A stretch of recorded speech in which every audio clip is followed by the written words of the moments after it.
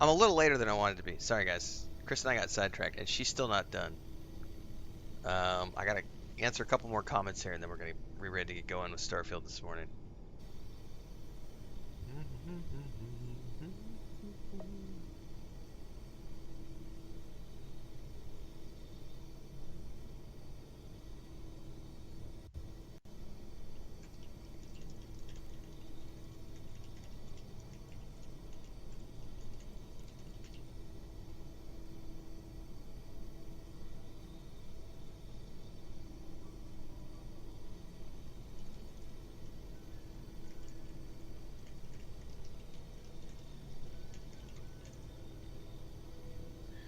We're about to get back into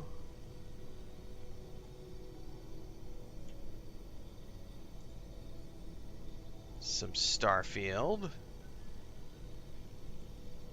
Hang on. I'm scrolling through some stuff, make sure I got everything answered.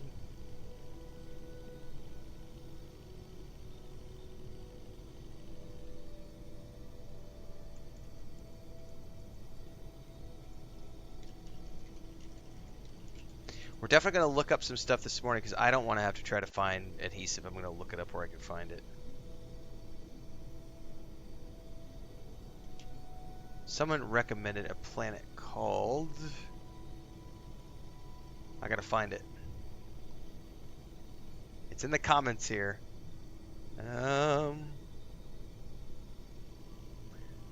Gagarin. Where is this planet? Because supposedly this place has... It's in the Alpha Centauri system. Draken says, Happy Hobbit Day. I'm glad you mentioned that because in about 2 hours, Draken, we're going to be switching over and taking a brief pause from the Starfield stream to go watch the Tales of the Shire gameplay premiere live together so I can record a reaction video. Something is going on here. Let me check a couple of things. I started loading this website at the Starfield wiki and everything just decided to freak out. I think we're back now. Anyway, in about 2 hours is when that's going to be live. Okay, there is something going wrong with this website because it is freaking everything out. I'm going to shut this down. This is the Starfield wiki. Like I opened it up and it just everything just my whole laptop just went. So screw your website that's not optimized, Starfield wiki. Fandom, starfieldfandom.com or whatever it's called.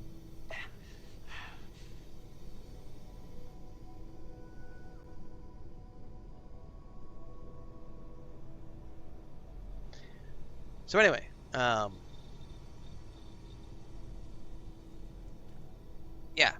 in a little bit, it is Hobbit Day. And in a little bit, we're going to be going and watching that live with everybody. So stay tuned, because we got a little bit of time to get to there. However, first up, I got to go figure out how to do this space building thing.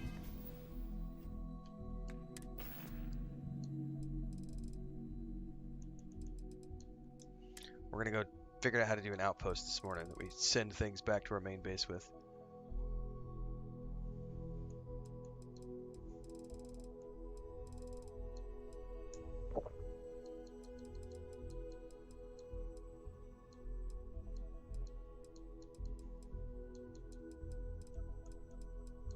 God, I've got a whole bunch of the... There we go. Meal kit. That's what I'm looking for.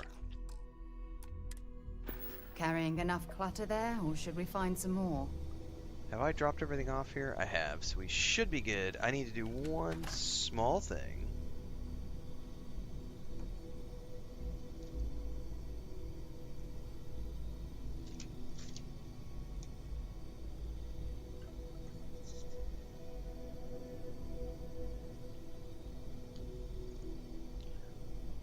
This is Xbox Series X gameplay.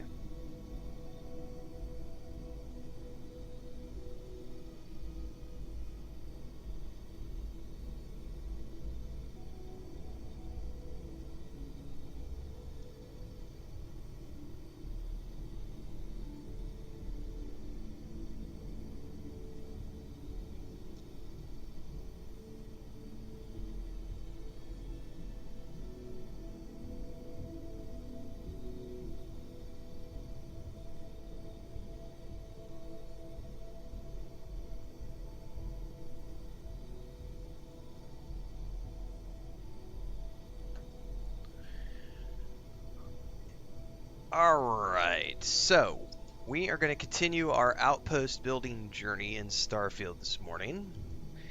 The big holdup has been adhesive. So we looked around for it randomly yesterday, and I decided, screw that, we're going to go look for it. We're going to look it up online and find it that way and find a planet that we can go to. In order to get it, I'm going to have to, as I understand it, I first need to go research and study the plants so that I can build a greenhouse, which will then allow me to harvest the plants. But then I also need to, I believe, make a storage chest, which then is going to go to a cargo link, which is then going to send it back to my main base. I don't know exactly what all this entails.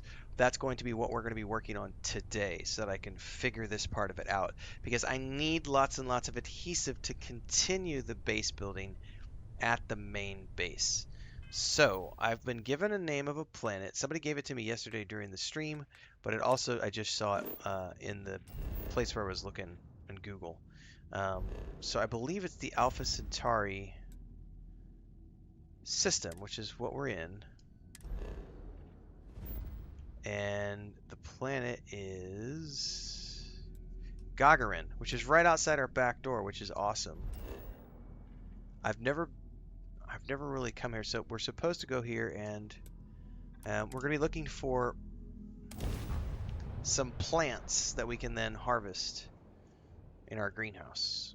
But first we have to find the plants and scan the plants to get the plants so that we can build the greenhouse to take care of the plants. And then we'll build our little secondary outpost, and I'll figure out how to make this supply chain work.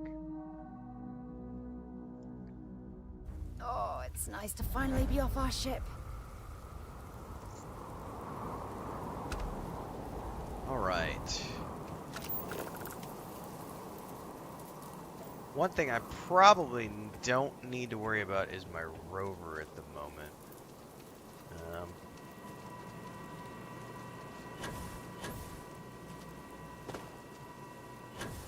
Look at there, we got some plants right away.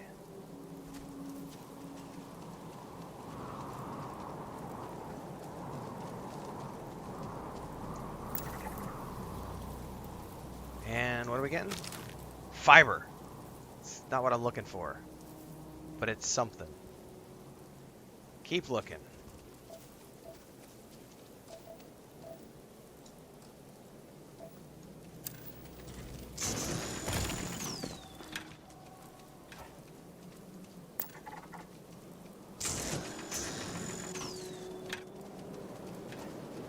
Well, we got lots of plant life to explore, so.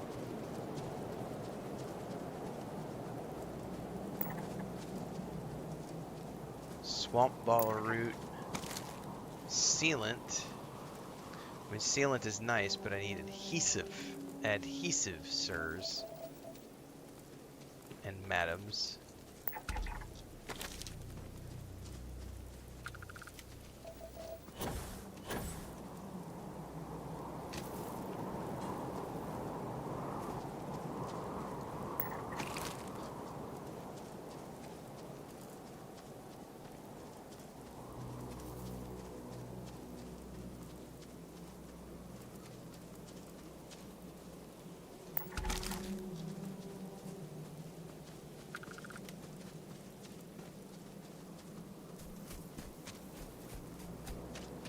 Keep scanning. I'm sure there's something nearby.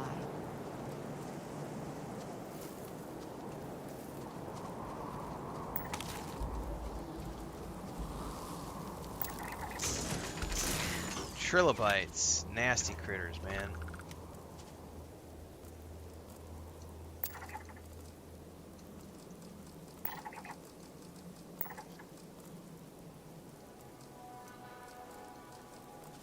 Alright, we got something over here, probably the trilobites.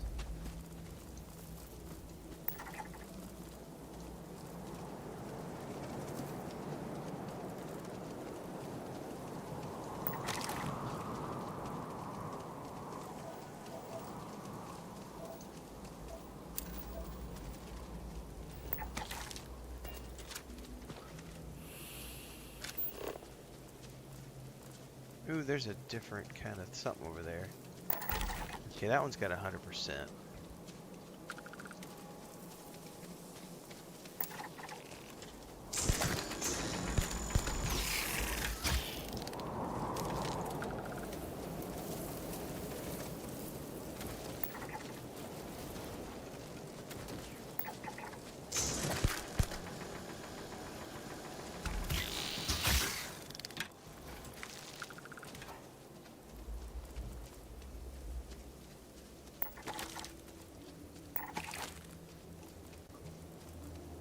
Do-do. Sealant, sealant, sealant. Sealant is all well and good, but I need adhesive.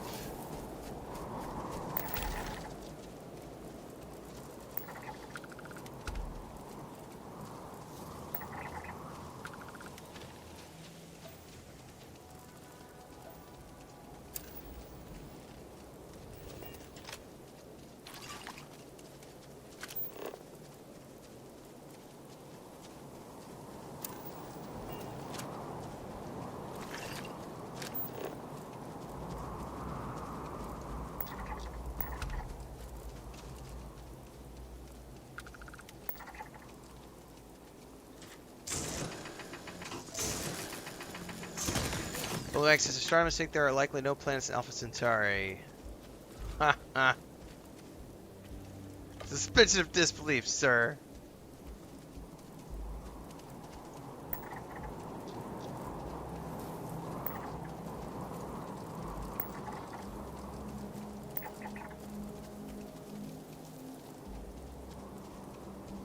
So I've got all 4 of the resources. There are 3 more types of flora I need to find. One of them has got to be adhesive, because everyone on the internet said that this place has adhesive, and I'm not seeing it yet.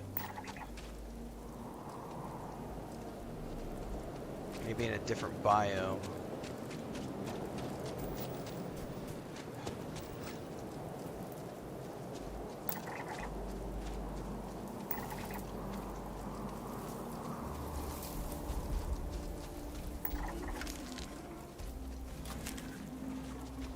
What's up, Felton?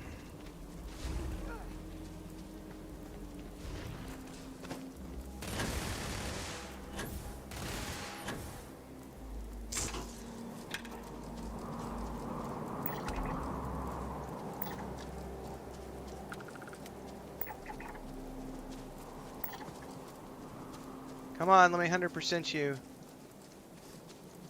There we go, thank you.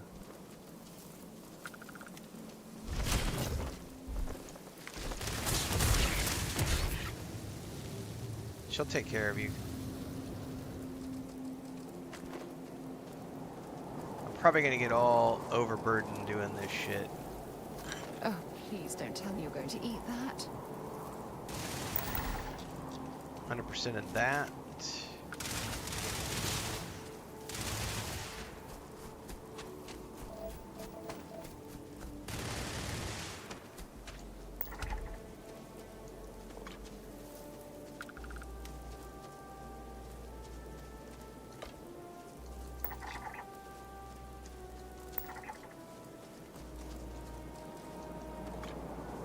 Oh, there's something back over there. Oh my god, I just tried to do the melee jump from No Man's Sky. I was trying to propel myself across the landscape. That's funny. Tell me you played No Man's Sky this morning without telling me you played No Man's Sky this morning.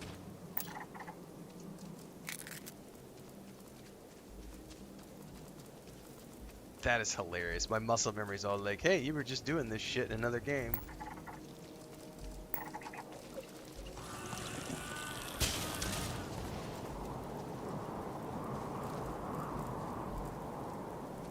Alright, well, I'm not seeing anything else here. We may have to go to another biome.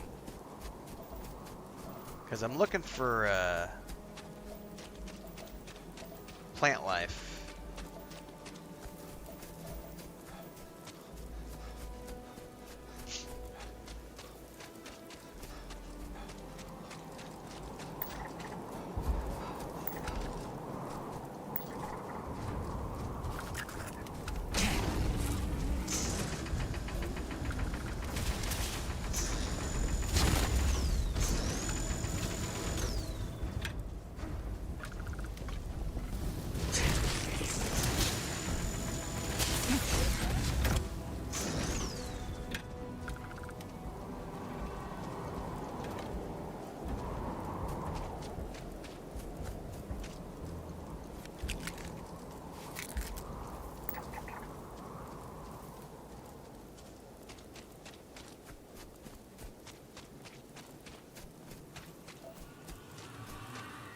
Ooh, that didn't sound good.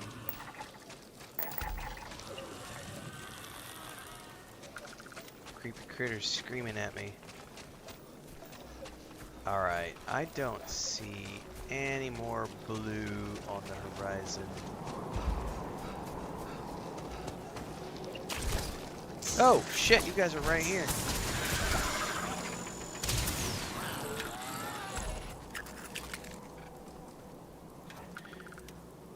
Alright, let's, yeah, no, there's definitely still flora left, but not in this biome, I'm thinking. So we're gonna go to a different biome on the planet.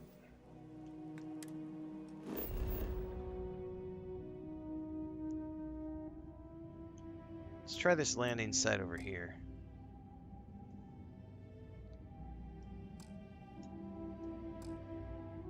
Oh, I'm in combat, what?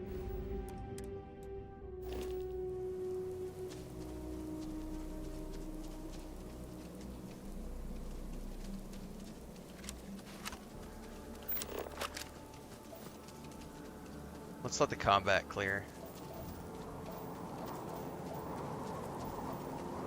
Worst case scenario, I'll travel back to my... See, we're still in combat because there's a bunch of stuff over there. Let's just work our way back to the ship. If the combat drops before then, great. If not, we'll just manually take off.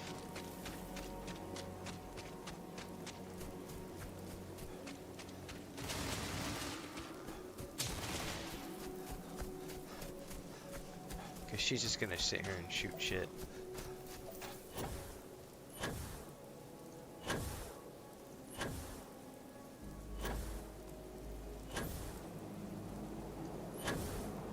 Don't break a leg.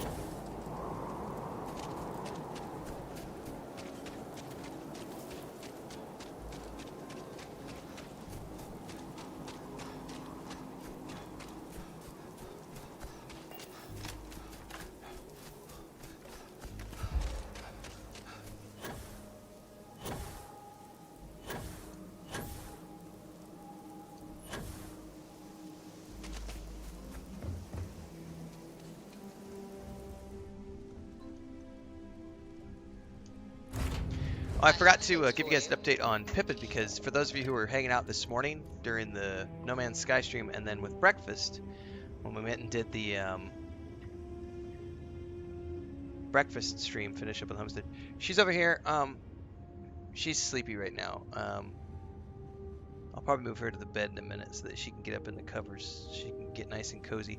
We gave her some pain meds a little while ago, but I am pleased to announce that what we suspected was happening is definitely happening. And when we were out at breakfast this morning, I told people on the stream that I took her body bandage off and I was letting her lick at her area because there was like 3 or 4 little spots where you could see it underneath the skin. And she opened up one and stuff came out, and it was little black flecks, which is what we're seeing under the surface of the skin. And what it is it's debris from the accident that happened in April. I think it was late April, early May when but the vet obviously didn't get everything out, and no fault to the vet. You know, when there's a wound like that, there's going to be debris that gets left in, because it was not a easy thing to fix. That was an emergency surgery they had to patch up. So I think this is the 3rd or 4th time that she's had stuff come out in the months following the surgery. And this one, there was like 4 little black specks that we noticed on her stomach about 5 days ago, and she was licking at herself and biting. So we've been keeping her in the body suit, just kind of waiting on it to come out. And yesterday afternoon, we noticed one of the ones had gotten like 1/8 of an inch in diameter, and that's the one that when I let her lick at it this morning, it opened up, and we were able to get in there with a cotton and disinfectant, and we pulled out like 2 little hard, like flakes. We suspect it's, if you've ever worked with like galvanized wire or like old chain link fencing, if you ever like bend the wire, it'll have like a hard flaky substance that comes off. It's that galvanized flaking. It's either that or rust that was on whatever the metal of the fence that she fell on. So yeah, good news is that one of the little points is now cleaned out and emptied, but she's still got like 3 little other points, so it's probably still going to be like another It could be 3 days, it could be 5 days, we just don't know. But we gave her some pain meds today, a couple drops. It's an anti-inflammatory and pain med. I wouldn't say she's on the mend yet, but definitely like things are coming out of her body. So it's kind of like, for those of you who are paying attention who were asking why I had a Band-Aid on last week, I had the same thing happen. I ate a shitload of chocolate and I had an under the surface zit on my nose that took 5 days to come to the surface.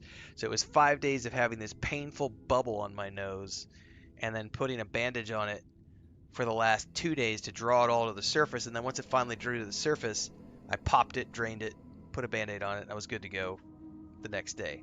It's the same thing here. We're having to pull it all to the surface and then clean it out, disinfect it, cover it back up. Fun times.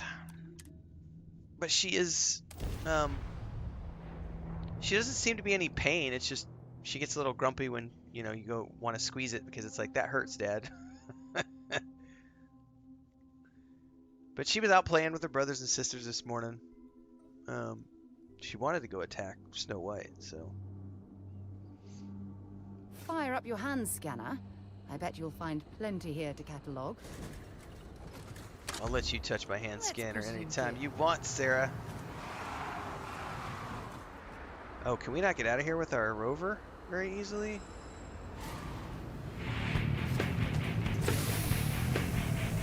Whee!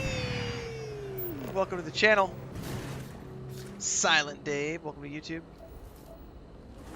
Everybody else tuning in for the first time, don't forget I multi-stream on YouTube and Twitch. Daily streams happen around 9 a.m. Mountain Time and 9 a.m. Central and 4 p.m. I need to stop and redo my time zones because I'm getting all confused even when I'm talking about it. 9 a.m. Mountain, 4 p.m. Mountain, every day. The main game right now is Starfield. But I also do Lord of the Rings Online on Monday nights, World of Warcraft on Wednesdays and Saturdays. And I can't scan these things for shit from the rover. And it doesn't help that I'm like, I can't talk.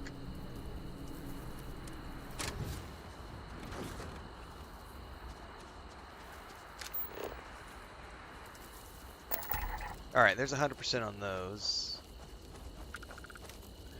Alright, we're looking for plants still, everybody. Here's a plant. Please, please, please be an adhesive plant. Please, please, please, please be an adhesive plant. Fuck you, it's a fiber plant.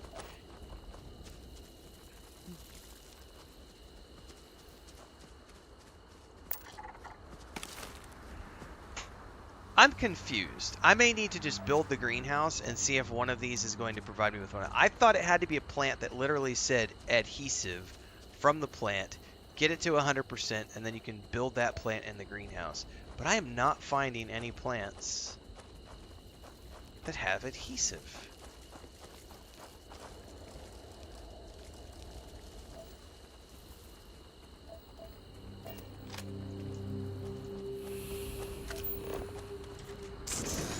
Whoa!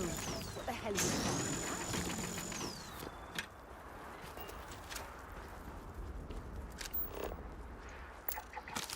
Adhesive! I fucking found it! Okay, this is what I want. Sweetwater cactus. This is what I'm looking for. We need more of those. Sweetwater cactus. Let's go grab my rover and roll around and look for some more. No, it's definitely a greenhouse, Hawk. It's definitely a plant because it's for building in the greenhouse.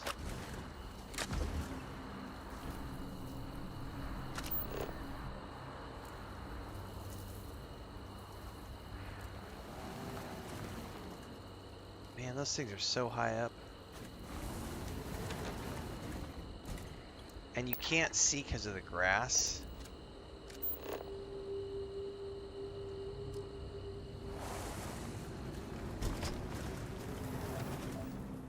Did one of them just fall down?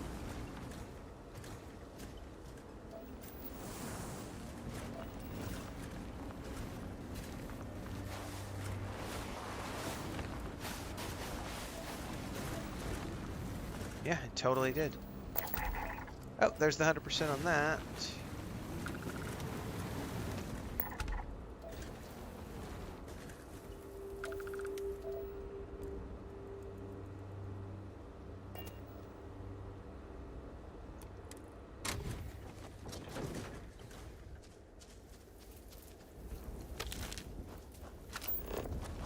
Anything else in the near vicinity?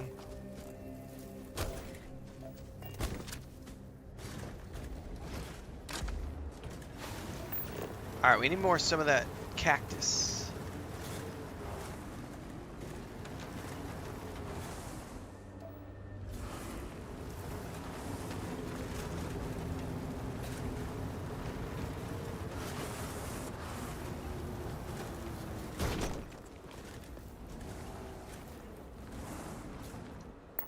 Hope you've calibrated that thing. Touch it and find out.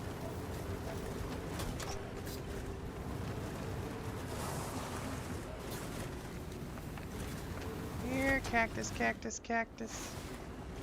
Here, cactus, cactus.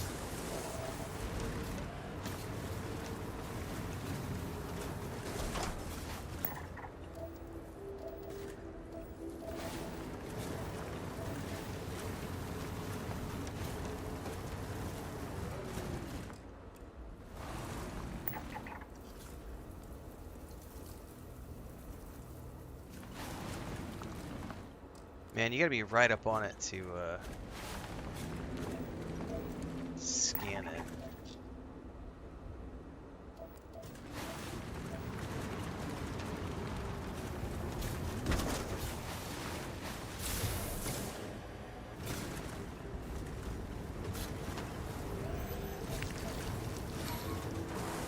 Oh, there's a cactus right here. These I want to harvest because I definitely need the adhesive.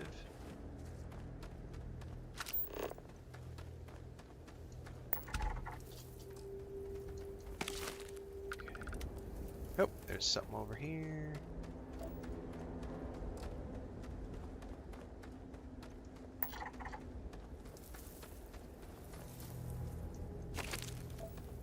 Got my points spent elsewhere, Hawk. Maybe one of these days I'll put some more into the scanner, but not for now.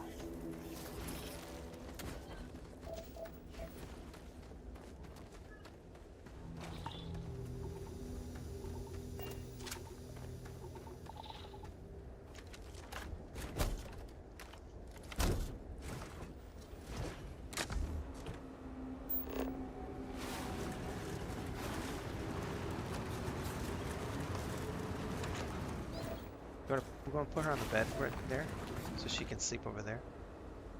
Are you ready for your hand? Hang on, guys. I gotta help Chris change a bandage on her hand, or put a new bandage on. Here, you want to show off your war wound from yesterday? For the people who were here yesterday, if you remember, she got cut. These are the two scratches right there. That's where she got nailed yesterday. They're healing up nicely. That was during yesterday afternoon's stream when Pip had freaked out and jumped out of her hands and like the back claws went.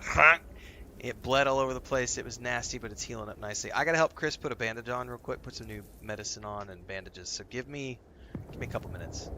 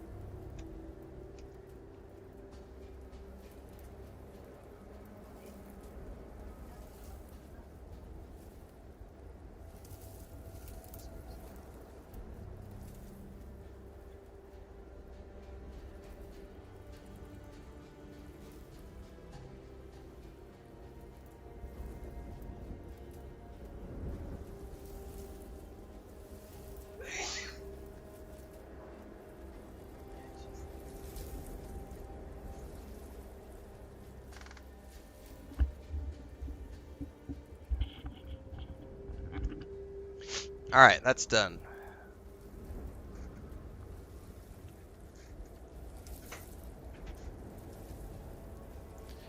CC Felton says, a little off topic, last night I was in a rude awakening with Dragon Age Inquisition. I thought I was done and out of nowhere was thrust into Skyland.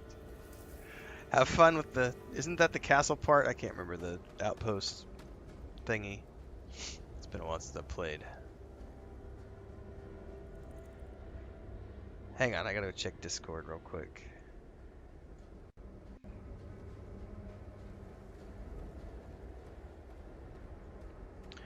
So a quick shout out, if you're not in our Discord, this will make more sense in a couple of days.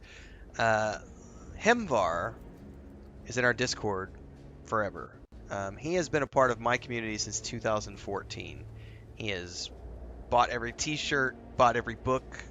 Him and his brother, I played EverQuest 1, EverQuest 2, Lord of the Rings Online. They've been great kids, and he's been slowly working his way up as a fantasy and sci-fi author over the past few years. He's got a booktube channel called Liam's Lyceum. Some of you might be following it. And he has his, I believe it's his first novella, is coming out on Amazon in 2 days. One of my projects this afternoon is today and tomorrow is I'm going to be reading through that and giving a review on Tuesday to coincide with the launch of his novella. And he dropped a link in our Discord in the general chat section for those of you who want to go pre-order and get a copy. It's a great way to support indie authors. If you like sci-fi and fantasy, go follow his channel, Liam's Lyceum, on YouTube. I think he just said he got his first check from YouTube, actually, recently as well. So he's growing in all the right places. He's in his mid-20s, up and coming. Check it out. There will be more links to come, but in the meantime, you can find all the links over in the Discord.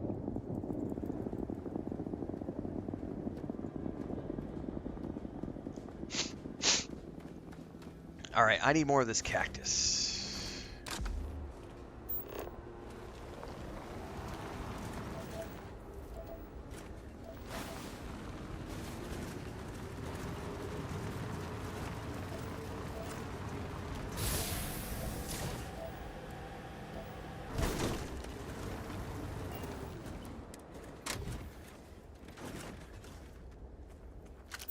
Anything interesting in range?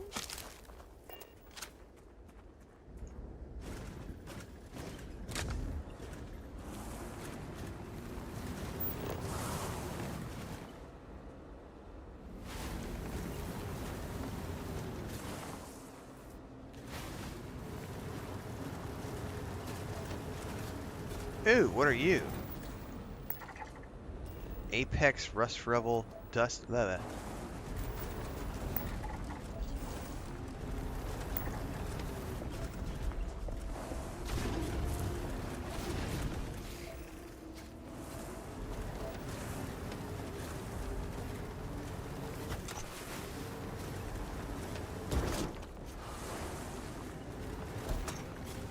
Oh, there's cactus.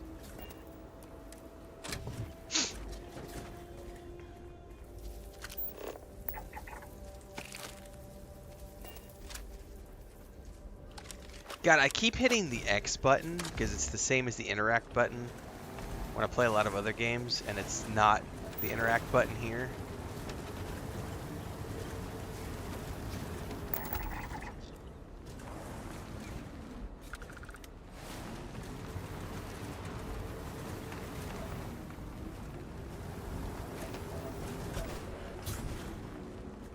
Sliding down the hill.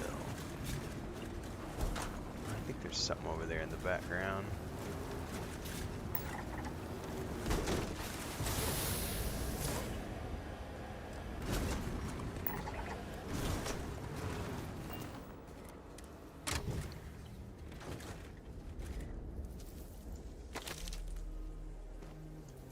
I did it again. One of these days I'll learn.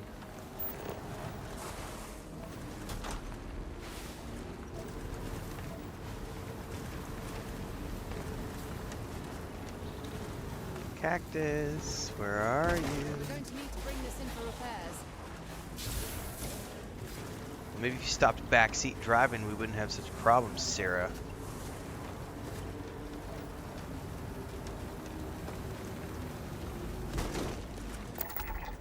Alright, burnt poke leaf is 100%ed now.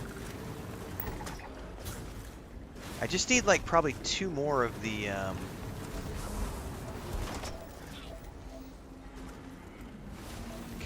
cacti.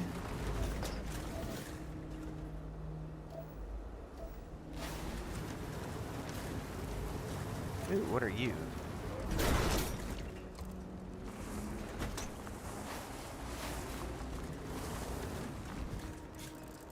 Dude, fucking scan it.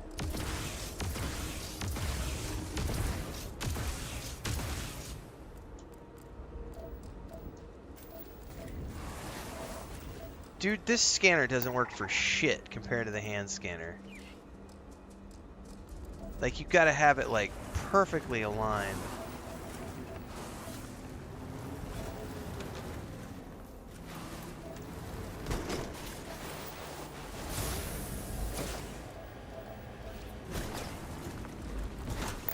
There we go. Jesus.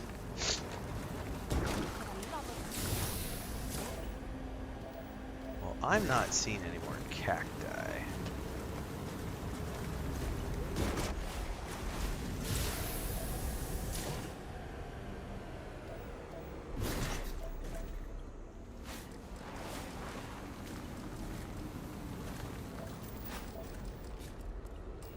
How come I can't scan these?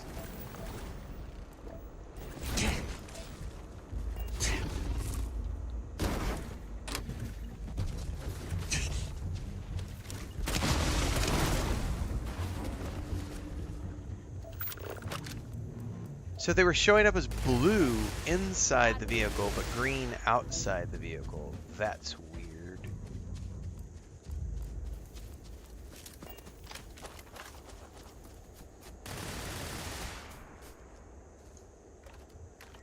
Very strange.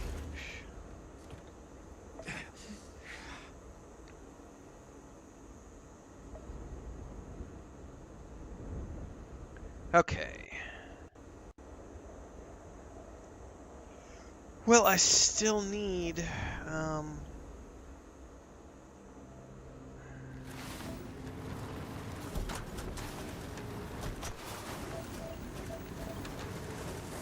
that might be one right there. Yes. Don't Oh, rush the scan. we need quite a few You of want those to overlook still. anything valuable. I thought I only needed like 3 or 4. I need a lot more than 3 or 4. Let's do this.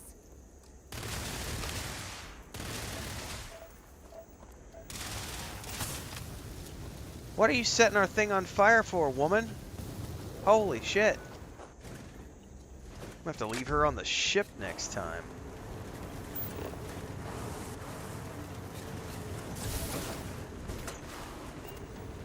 Uh-oh. I hit the wrong button. We're not playing No Man's Sky, bro. I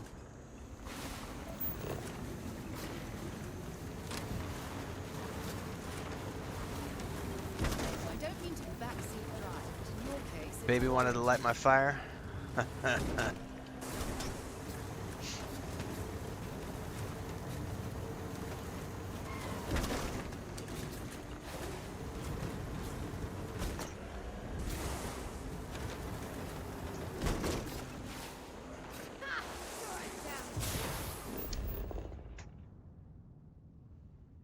Every time. That's really annoying. So like the boost button, when you hit it and the map's open, it obviously doesn't boost you. It sends you into the map.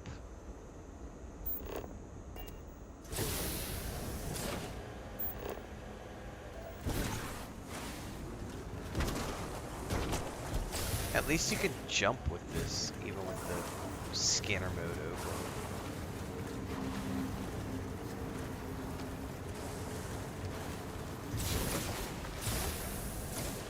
Come on, cacti.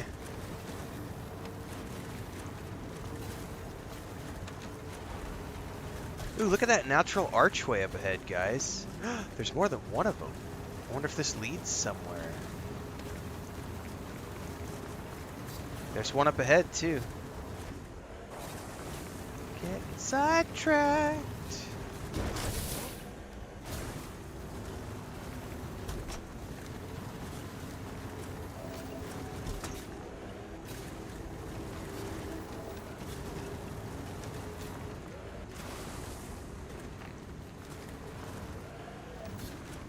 Oh, it led me to something.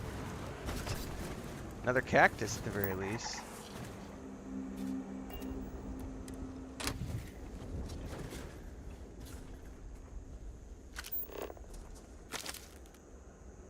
That's 70%. God, we still need quite a few of these. They certainly don't make it easy to get your adhesive.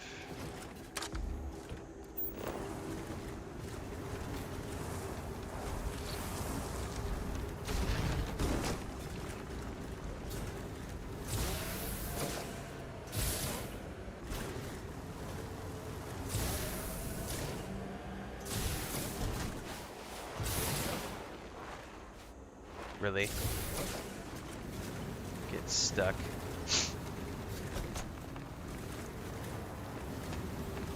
Ooh, there's a creature I haven't finished. No, these are the ones I totally have these scanned. Check this shit out. If I get out, it's gonna be green.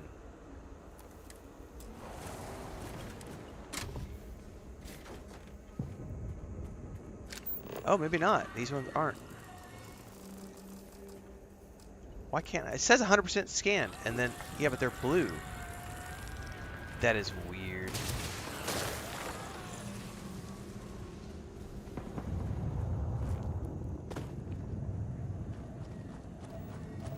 Definitely bugs.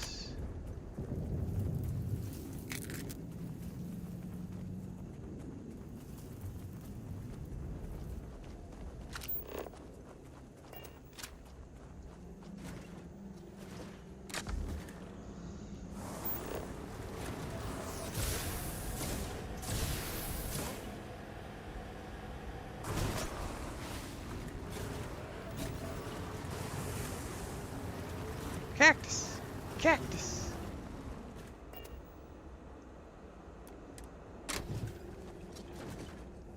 They really need to make it so you can harvest stuff out of your rover.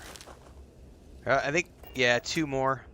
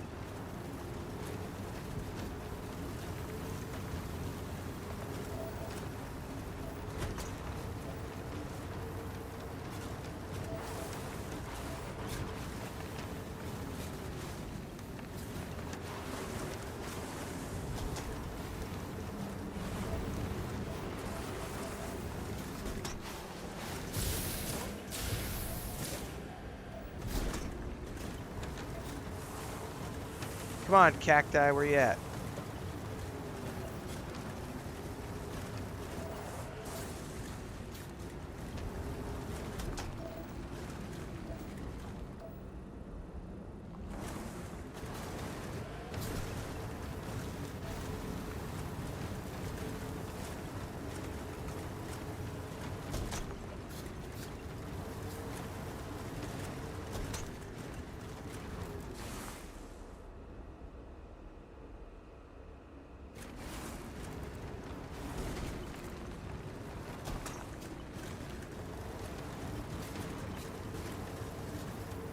God, they're being stingy with the last 2, aren't they?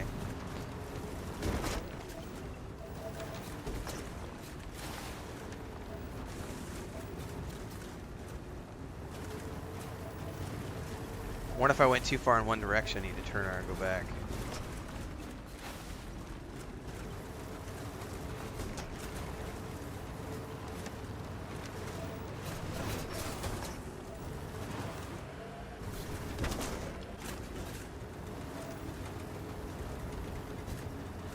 I sure as shit don't see any over here.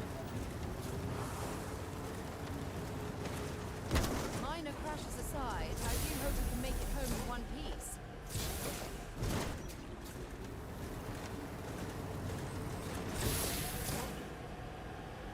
Dude, I'm not. Oh, there's one. Just as I spoke.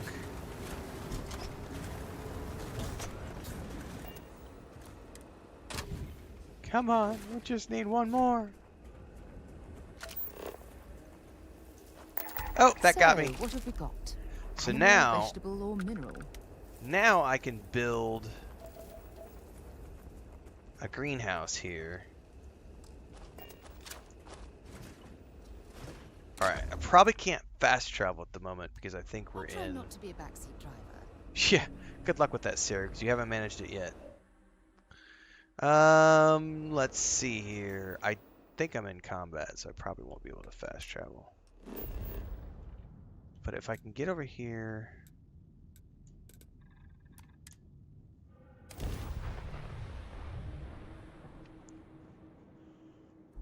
Well, the landing platform, I'd like to be able to build a greenhouse in this area. That way I'm close to it with a ship and I don't have to build my own landing station. It shouldn't matter though long term because I'm only going to be building something that can be shipped off.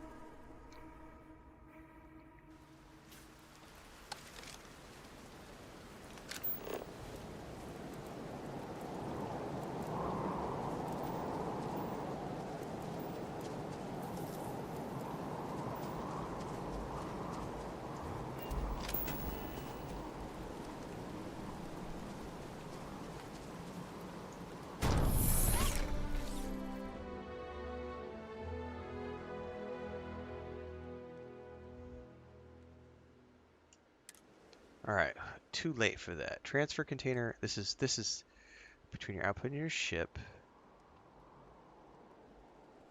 Okay. Not quite yet. First thing I need to do, and I'm gonna have to go get all my resources from.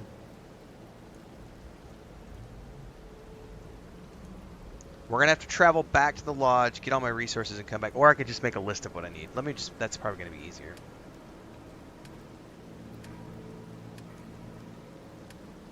We gotta start with a greenhouse,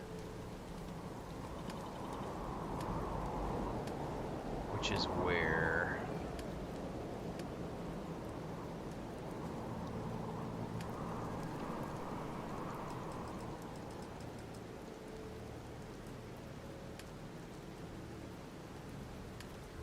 Hang on, this is one of the things. Build this to allow transfer cargo on board your ship. That's not what I'm looking for. That's something different. Greenhouse, there we go. I don't necessarily need a commercial version,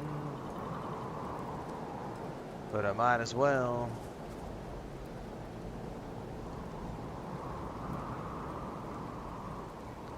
Alright, let me make a list of the things I'm going to need. I'm going to ship to a different system. So we're going to find out what all I need to make this, what all I need to do to make this work. Adaptive frame.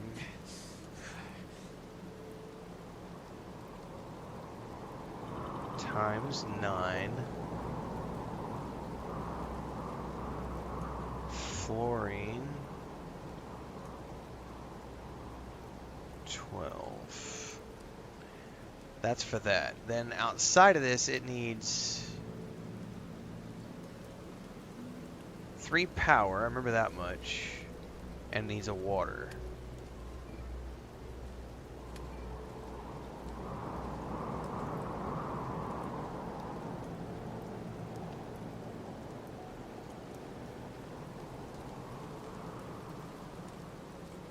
I have no idea if this is going to work or not. We're going to put it down. We could also put...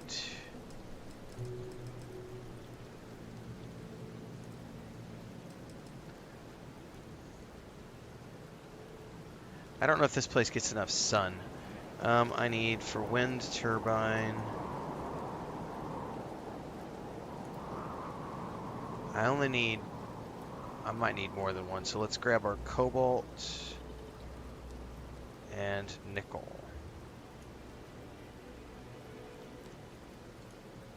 I'm also going to need a water. And I only need one of them. So I need membrane and benzene. That should get me started with the base structures. Then I'm going to need...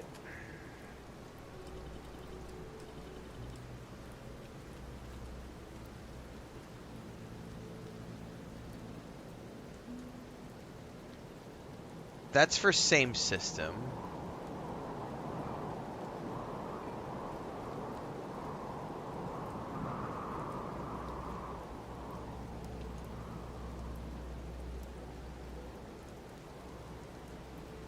Okay, I need iron and helium-3.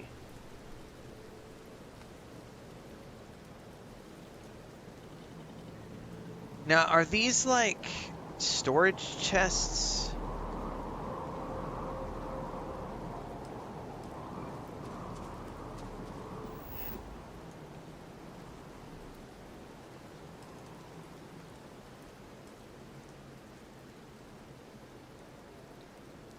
It looks like a landing pad, to be honest with you. How does this... Do I build 2 of them?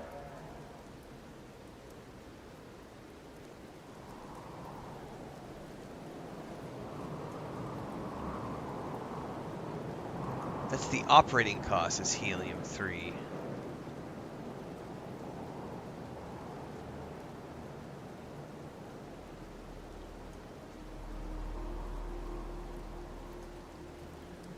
Build these. This is my confusion on the wording, because it says build these in 2 different outposts and link them together. So I have to build 1 in each outpost, I'm assuming.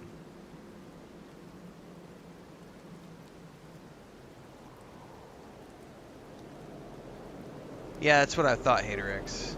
Alright, well I need to go back to...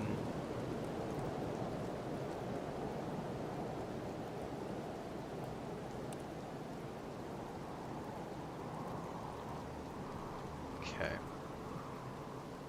Alright, well I gotta go back to the lodge because I gotta grab supplies from the box.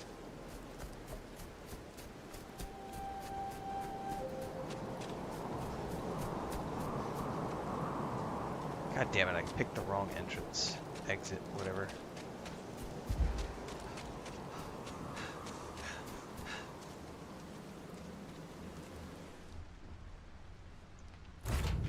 I have something for you when you have a moment. Hang on, I'm confused, Drusilla, because I could swear that it literally said... But I'm not in the same system. I have to do inter-system links because I'm not in the same system. My home base is in that other system, not the Alpha Centauri system. So I'm pretty sure I have to build the inter-system one. Because it literally says... I'm going to step out again to triple check. Hello. Something you might be interested in. Y'all got me triple checking now. Yeah, it says cargo link is within the same system. So had I found something within that other system, yeah. But yeah, we're gonna have to. We got to build the super whammy expensive one. But once I get this all set up, it should be I have self. things for you. Oh, I need to triple check that I can stuff some of this stuff in the box here.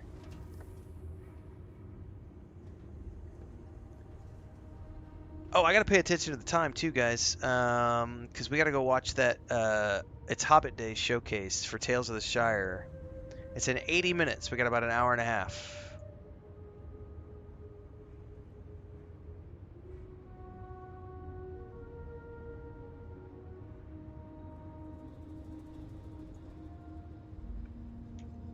All right.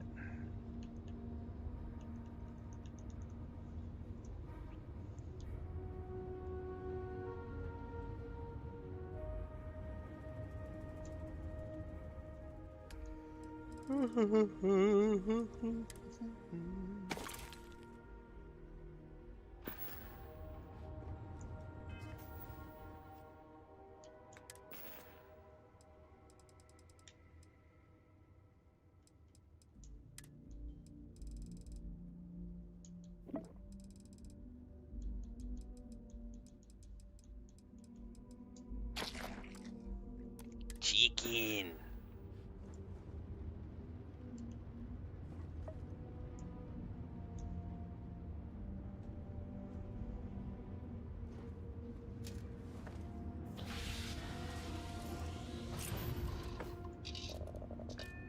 All right. We need to go back to Jemison. Take me to the lodge so I can become overburdened. Actually, I shouldn't. Theoretically. I don't know how much all this stuff's going to weigh, but I do have some very specific pieces to get. So I don't have to carry it all back. I'll still probably end up overburdened.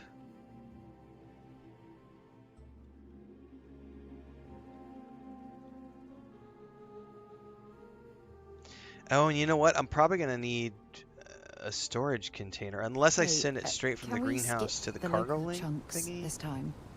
Never agrees with my stomach. We're going to find out. What's what you get for eating chunks, Sarah?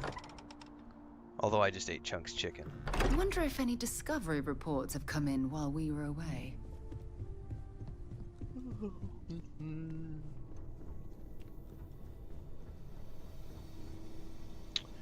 Alright, we are looking for some very specific things here. I need adaptive frames. I need 9 of them. I only have 5. Uh-oh. I may have to go buy some. Fluorine times 12.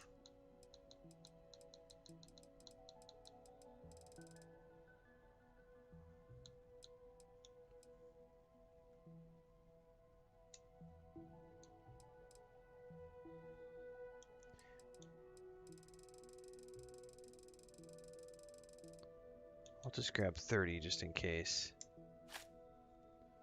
Cobalt.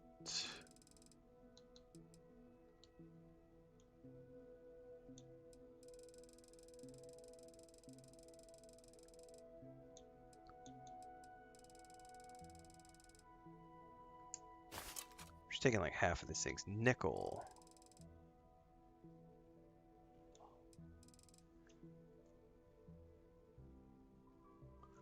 Hang on, let's do benzene next.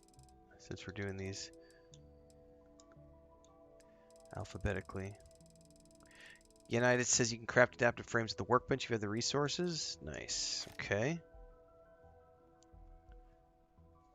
Benzene, yes. God damn it. Dropping my pen.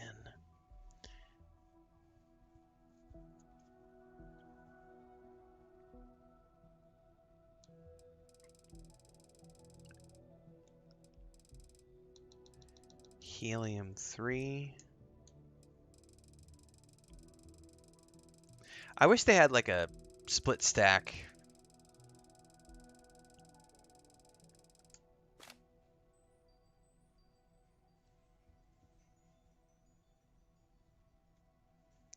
Iron and nickel.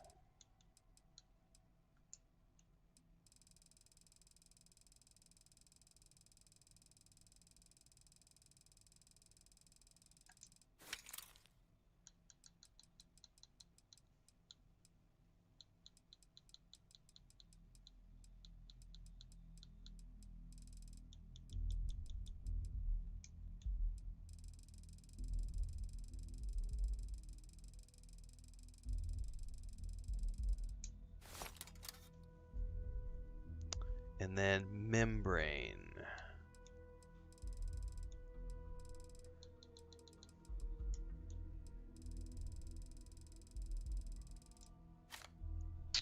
Okay.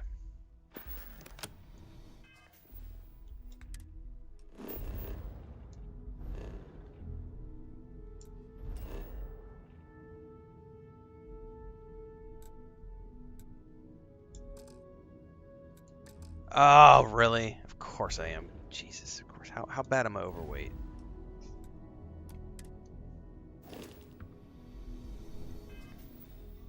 I was trying to only take half stacks to not be over. Oh, I know why.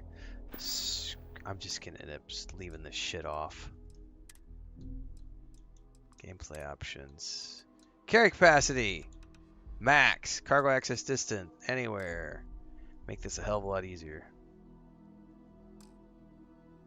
Yeah, I totally called it. Metro. I got it now, though. Just adjusted the difficulty settings. We're good.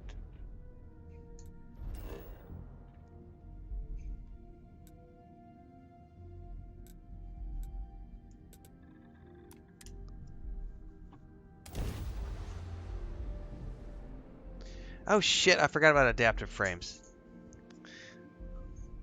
I'll still need 4 more of those. God damn it. Oh, well, that's per, though. I'm gonna need more than that. And I probably need to go back to the main base and craft you them. might be interested in.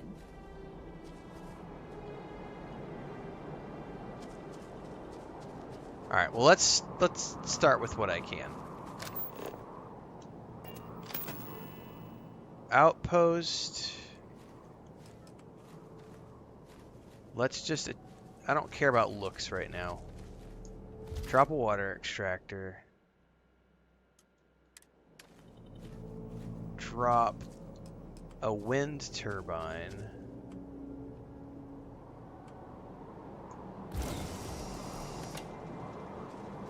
And then we're going to make a greenhouse.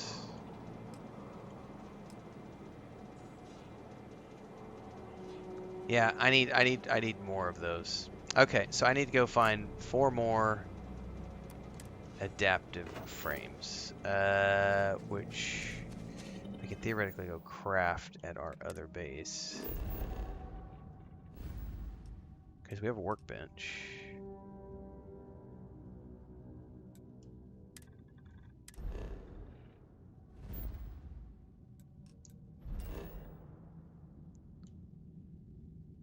Because now we're going to the main base.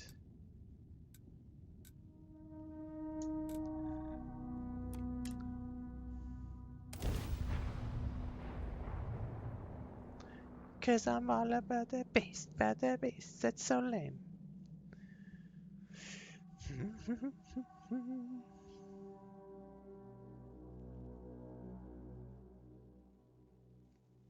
I have something for you when you have a moment.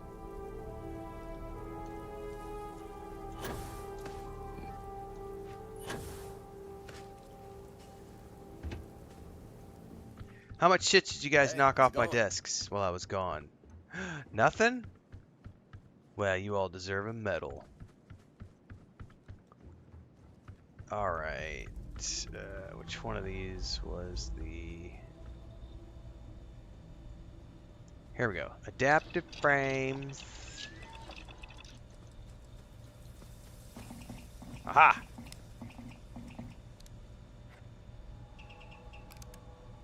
How can I adjust how many I want to make?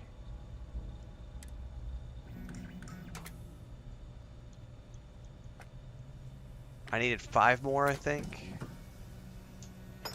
You built that from scratch? Wow, I'm impressed.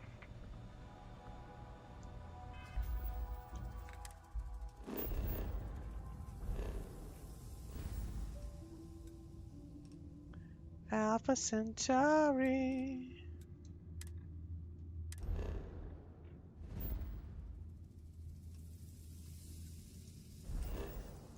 Gagarin.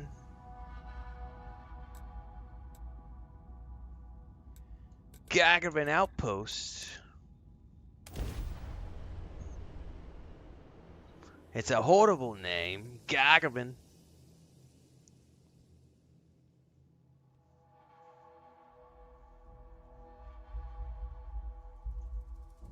I've been gargling salt water for days. I have things for you.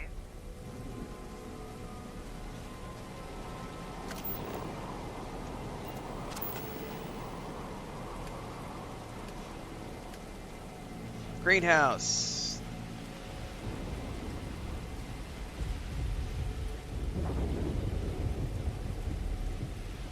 Boom. All right, now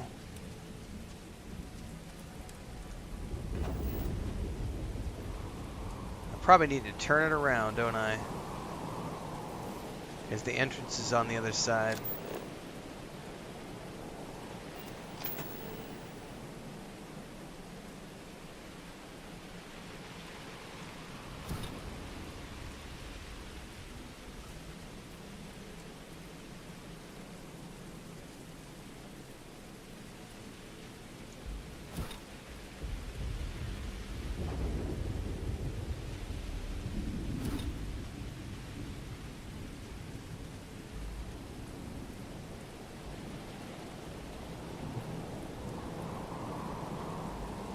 Is that the door right there? Alright, I gotta switch POVs. I can't see shit.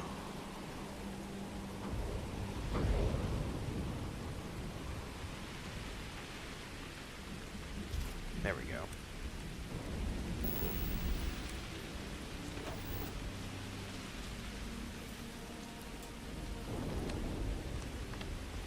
Currently building adhesive. Very cool. That's what I need. So now I need to give this an output link. So I think next, I could be wrong, but I think what we're doing next,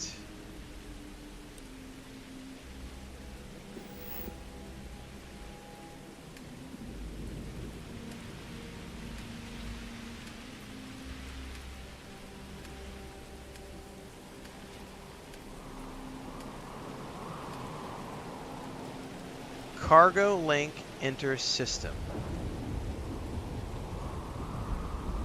I can probably just drop it right here. Cargo link allows you to transfer items between outposts. Once you've built a cargo link in 2 different outposts, you can use the attached control console to link the 2 outposts. Items.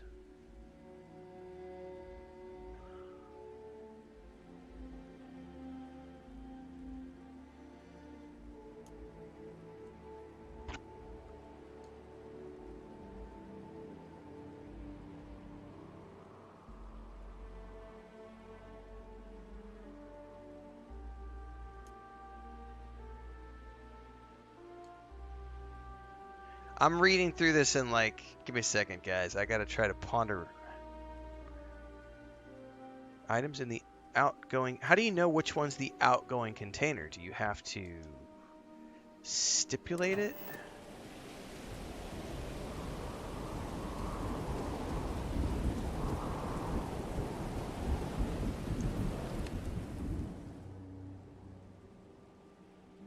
So let's see here.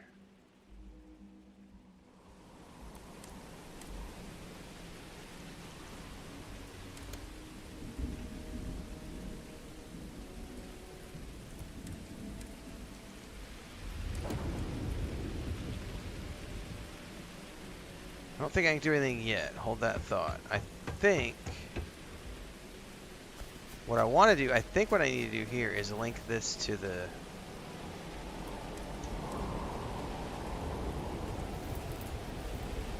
hang on. Thank you. I didn't realize that I got multiple people telling me that one of these is an outbound.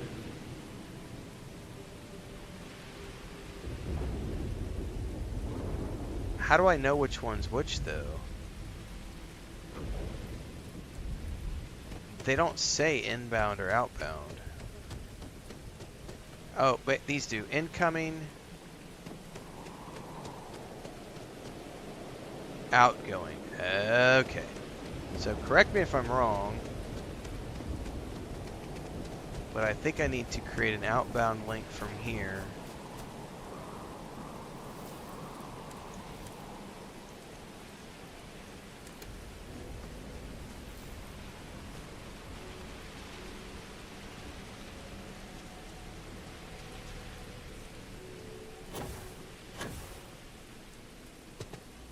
I think that was the right one.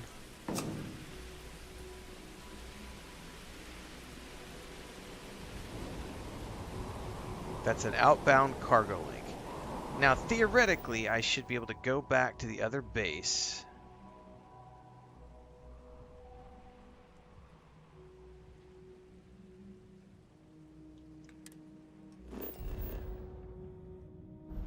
build another one of those with an inbound. Wait, right?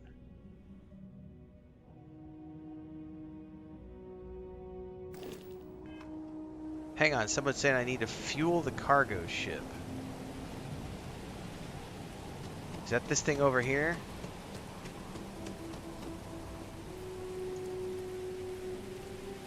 It says activate, it won't let me do anything.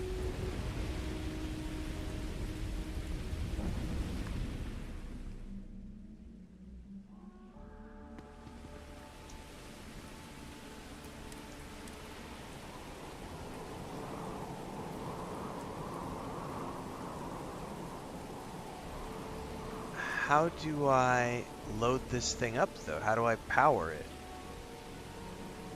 Because this says click.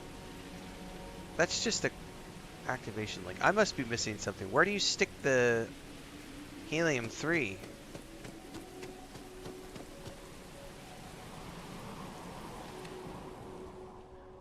Build resources needed.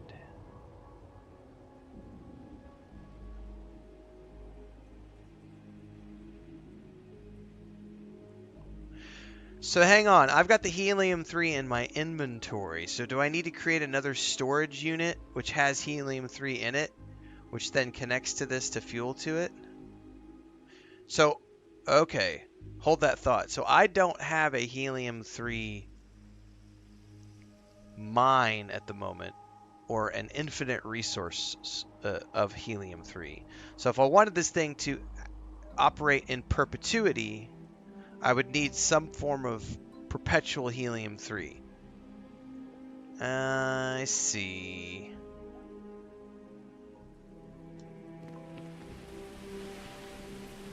I bet I can't do helium-3 stuff yet. No, no, stop that. You're going to kill someone.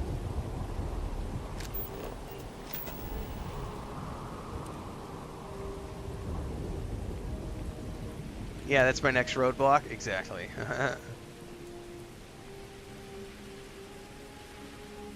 Well, I could do manual supply for now, but that means I have to build a storage unit here.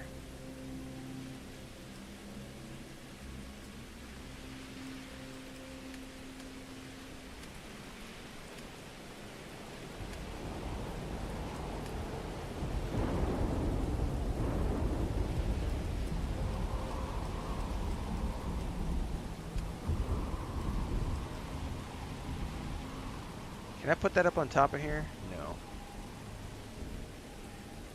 I'm thinking I have to link it to this thing. I don't know if it matters.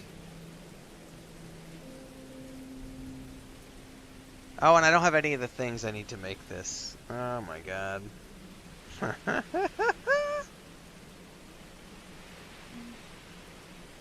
And I'm gonna have to build another one of these at the other base because it also will take helium-3, I'm assuming.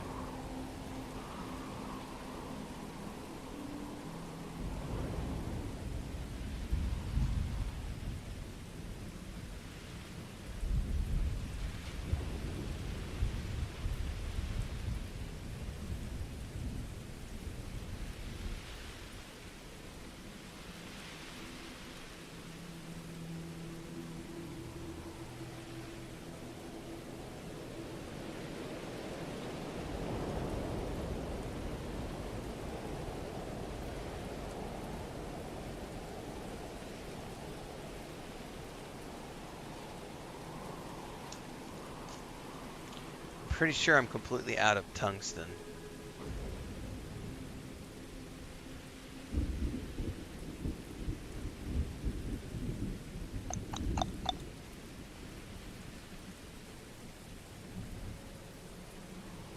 Alright, I need to think about...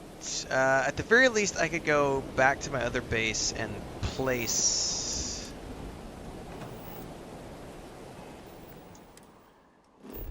the interlink for now, even though I don't have the stuff to make the gas, but I could also make my adaptive frames while I'm there.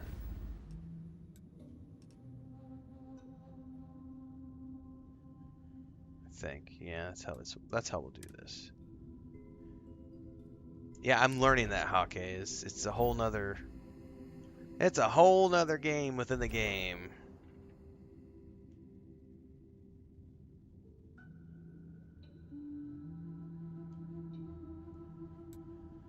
I probably don't want to put it at base number 1.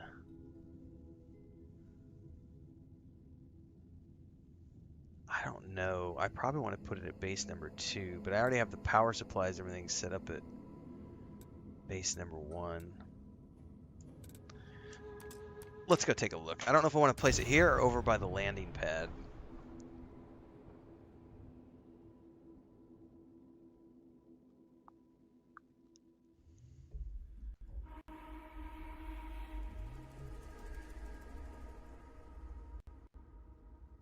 Cycling airlock.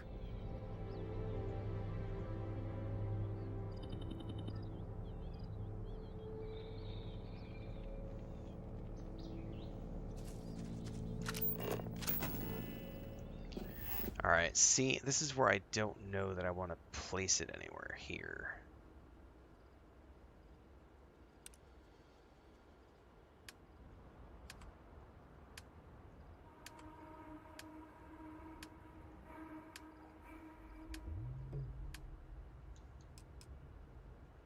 It's pretty big, man.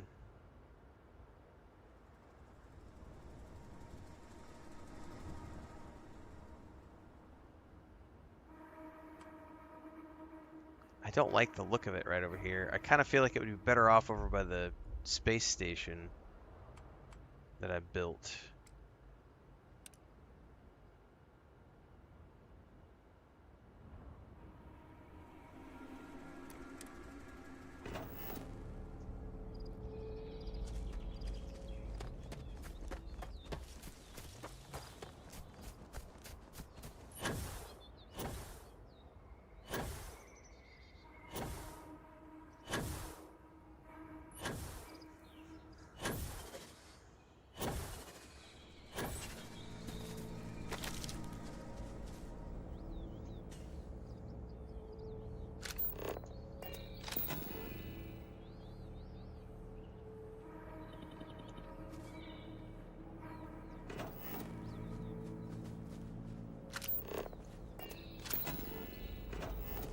I have to be...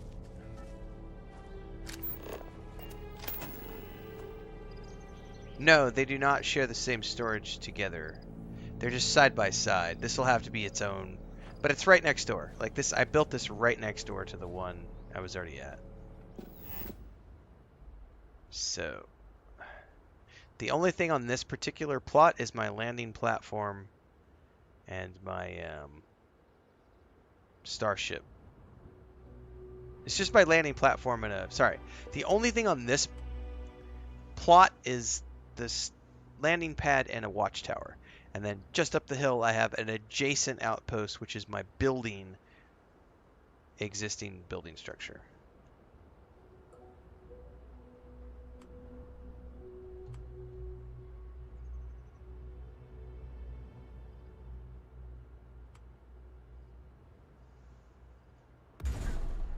Okay.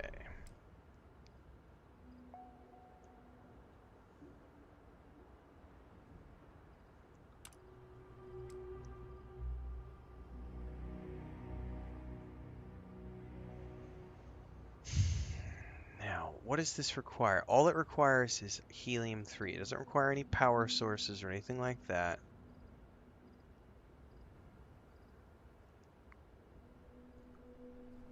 Just the helium-3. So if that's the case, I need to build 2 storage boxes.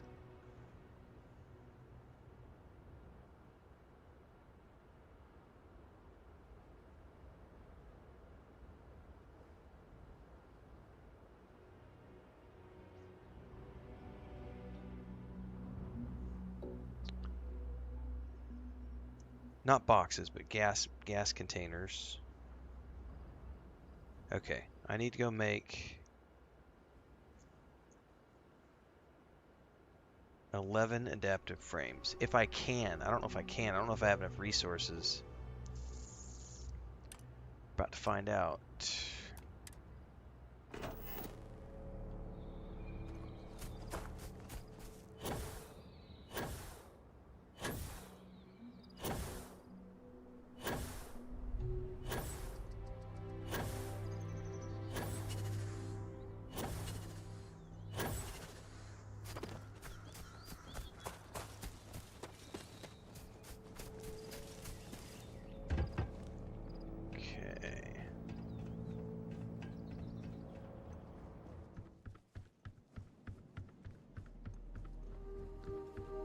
Get away from my station.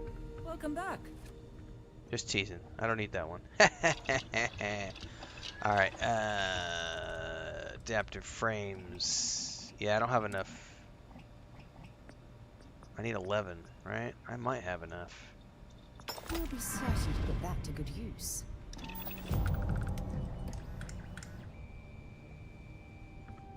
Alright, then I can go back to Jemison. Go back to the lodge.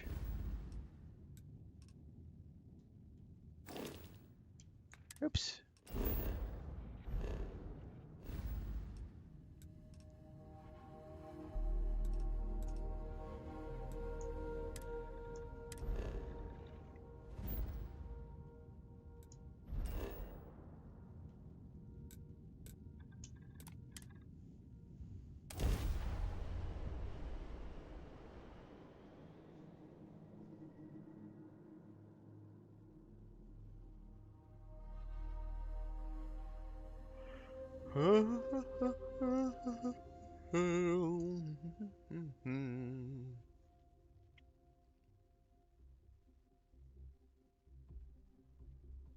I have something for you when you have a moment.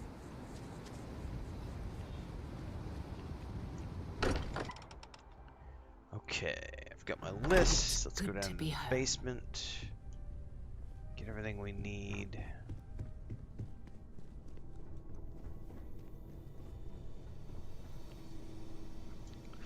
What's in the box, man? What's in the box? I keep throwing my pen on the ground. It's getting really annoying. It's missing the cap, so I can't clip it or anything. I need copper times 12 and tungsten times 10.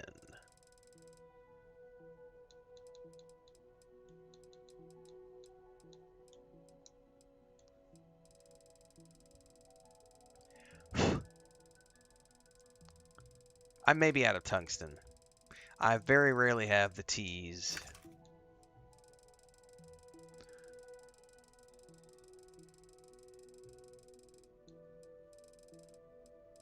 Oh, there it was. Yeah, I don't have very much. I'm just going to take all.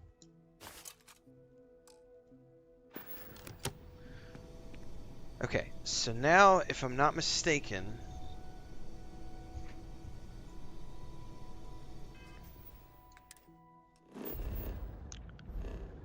let's go back to here.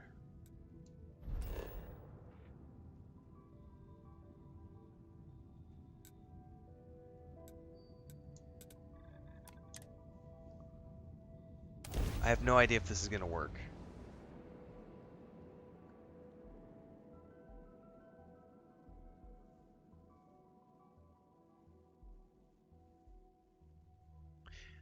So when this says that it uses helium-3, it's per I picked up transfer. something you might be So the interested in. transfers aren't automatic? How do the transfers work?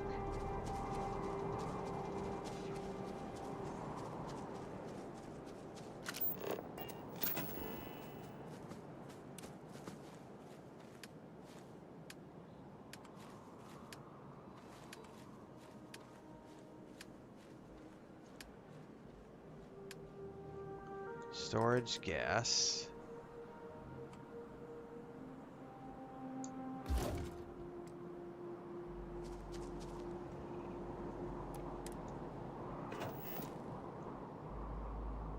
Transfer. My inventory, resources. Helium-3.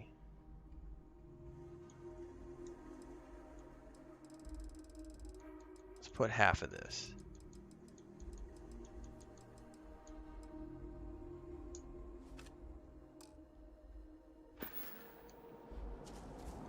Now, how do I link this?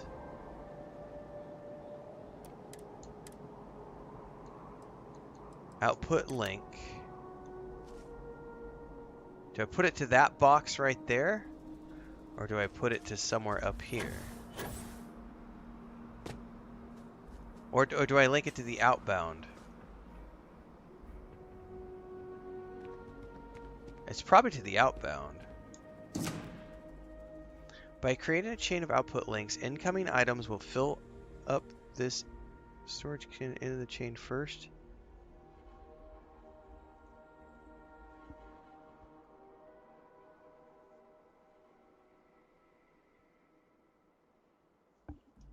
Alright, so I think I have this set up so that this is going to start filling up with... No, it's filling up with helium. That's not right.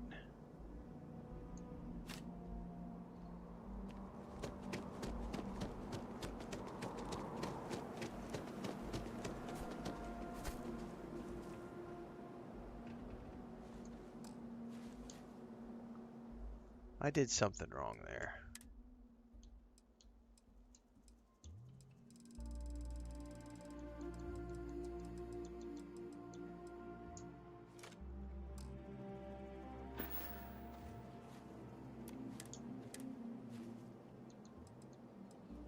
Output link. Do I put it here to the blue one? Is that like the power source?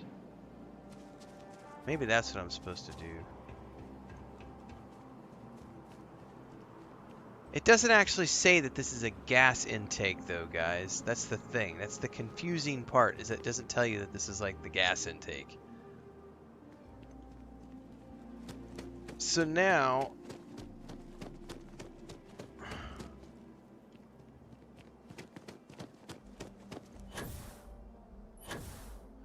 that should start filling up soon, right? Or do I need a... Here's another question, guys. Do I need another storage container here first? Why do I need to delete the previous link?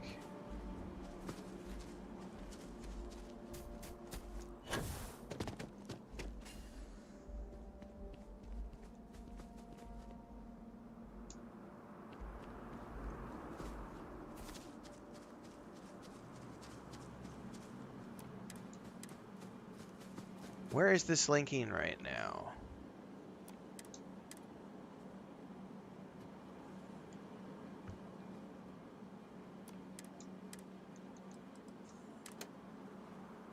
Okay, it should be linking.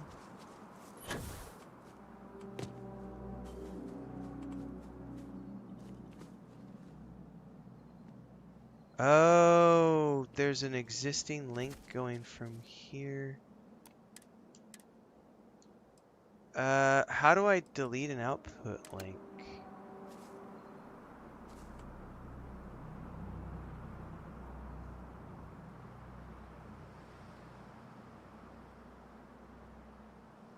Like, how do I delete that link?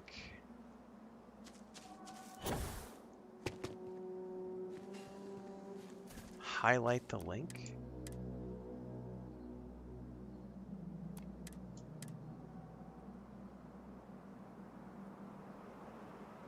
Okay, hang on.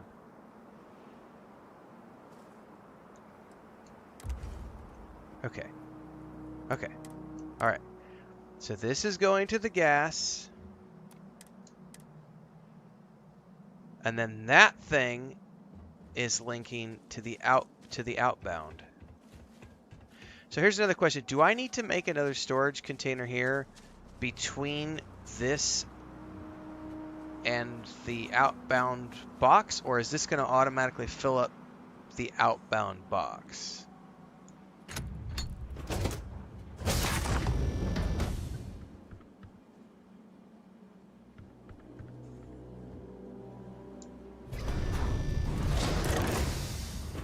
This is currently building adhesive.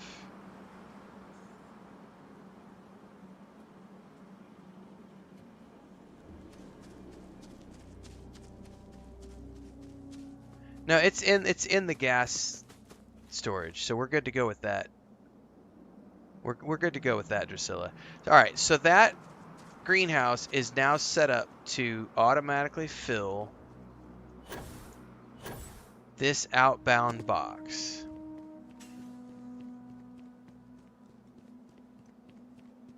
But I don't know how long it's going to take to fill this up. So obviously this could be a process that's going to take a little bit. So I should be good to go back to the other place now.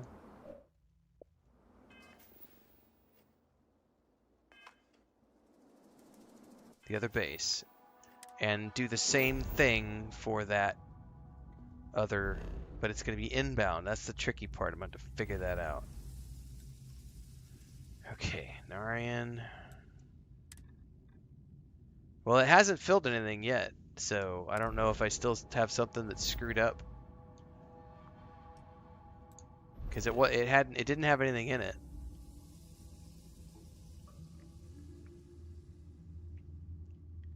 All right, landing area 2.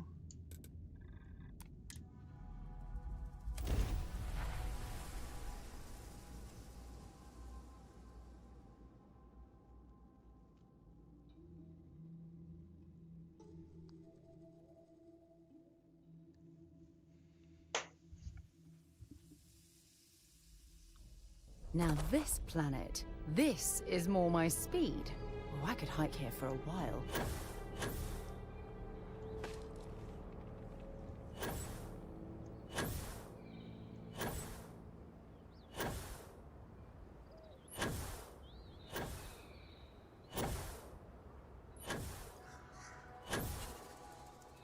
All right, so I need to build a gas storage down here.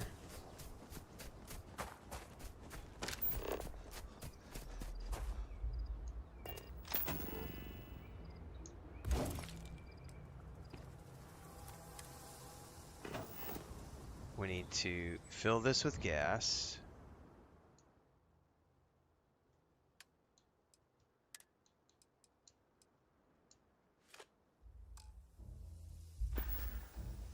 And we need to link this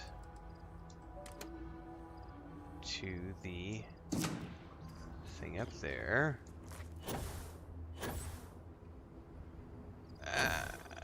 Come on now. Now, I need to do something with this right here.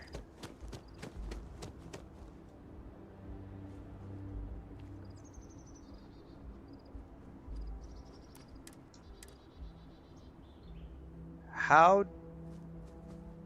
Cargo link incoming.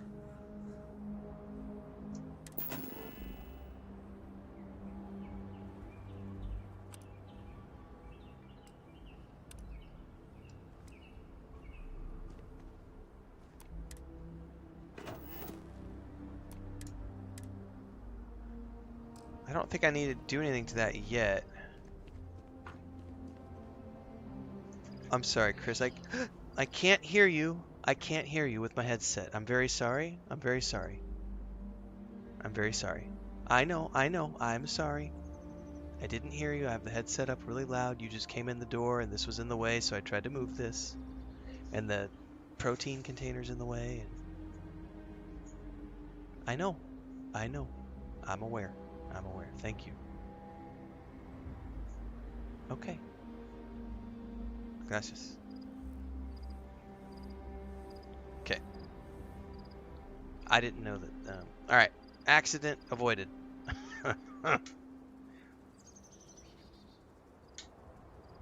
Thank you, Chris.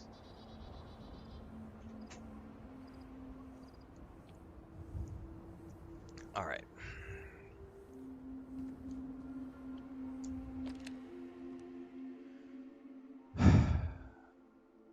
Cargo link inter-system. Gargarin Outpost 1.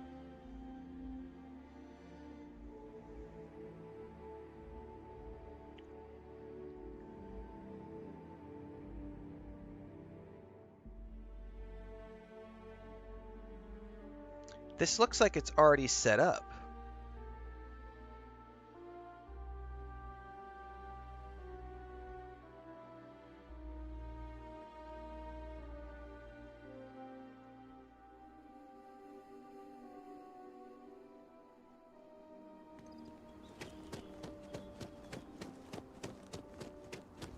Is the same thing over here?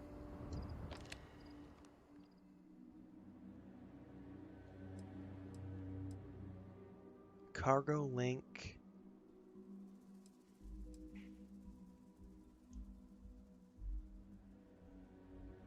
So I would say yes to this, correct? This is going to link it to Gargarin Outpost 1.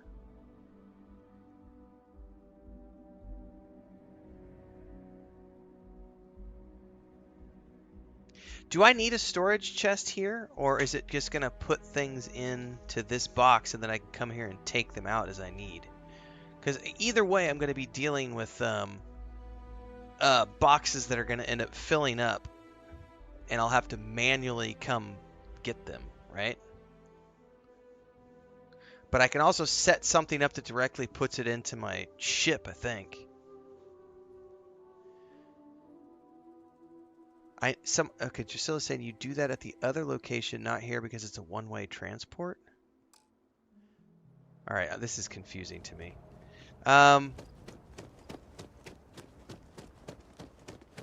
Well, first let me put a box right here because I think I need to build a box.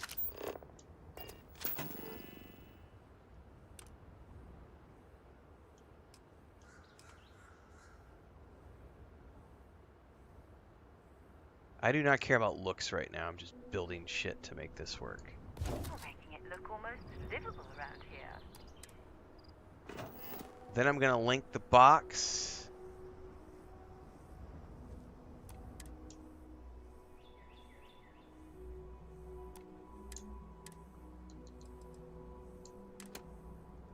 To this box. Now, why is it wanting to put it over there and not here? I'm confused.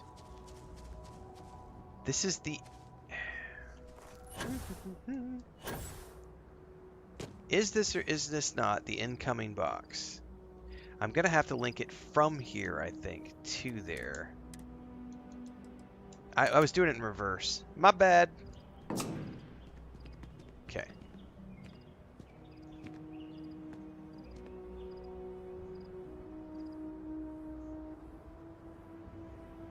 Yo pela mi pierna.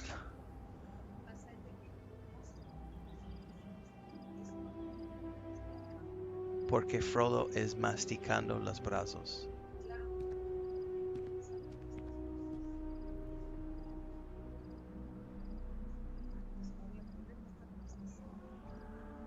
Sí, está acá, no acá.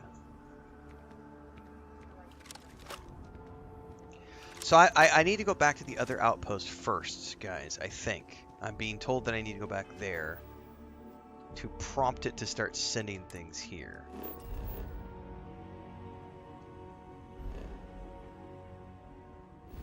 It's all very confusing to me.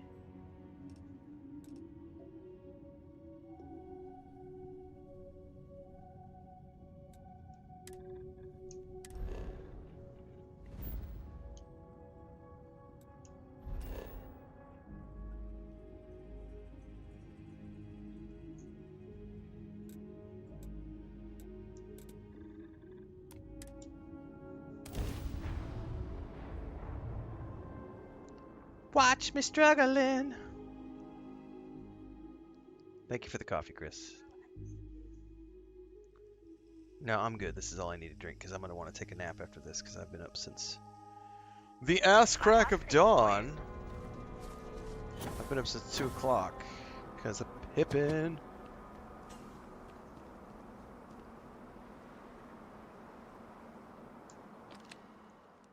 Alright, so let's check some other stuff because I don't think it's linking properly yet, or something's not going on. I need to check this box because I don't think... It still doesn't have anything in it.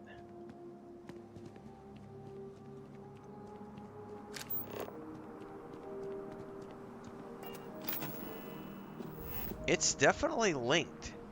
You can see that output from the greenhouse. Oh, I know why. I know why. I forgot to link the water.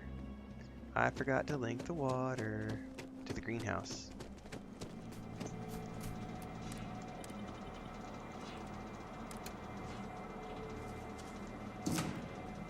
Now,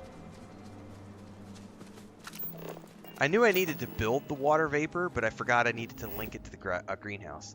Okay, water is linked to the greenhouse. Greenhouse has power and water. It's producing adhesive, which is pumping it out to this box.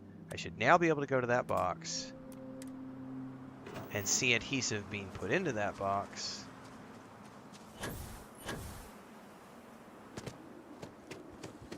And then Yes.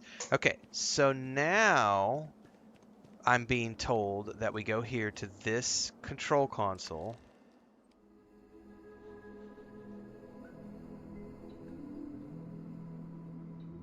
So, outgoing resources adhesive. And then I think I need to go down to the, and I want it to link to Samadhi Outpost 2. And I need to go down to Cargo Link Enter System. Do you want to link these? Current link none. New link Samadhi Outpost 2. Confirm. Boom. That's activated now. Now. Okay. Now I think we can go back.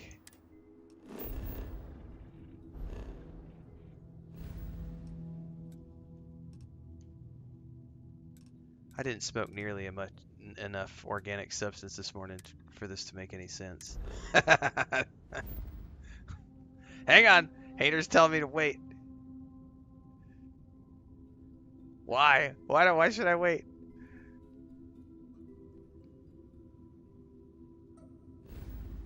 What should I check out? Why are you making me double check everything now? You're making me nervous, Hater X. Don't make me nervous. Oh, I'm supposed to watch for something? Oh, I've got a ship coming in? Oh, shit. So it's an... Oh, get off the fucking landing pad or I'm gonna get roasted. So it's gonna pick up and automatically start transporting... It's gonna automatically start transporting between these two platforms.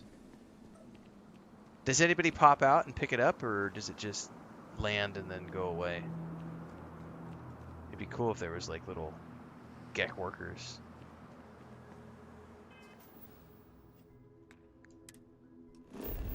Alright. Well, thank you for letting me know about that. That was kind of cool.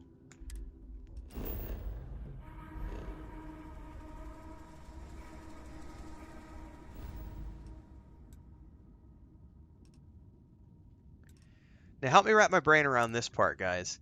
If I want to create a perpetual link, I need to go find a moon or something that has helium deposits on it, build a helium extractor, and then do that whole interlink thing all over again to ship the helium off that planet to the box. Holy fuck. That is, that's a lot of work. Alright.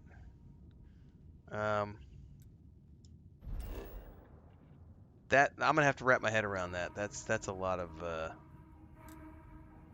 it's a lot of stuff.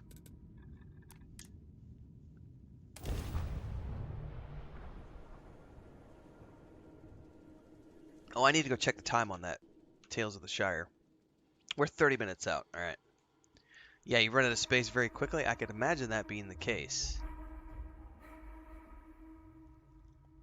From what I'm seeing, this world has all the essential building blocks to support life. That's why we're here, Sarah. It's not my first rodeo.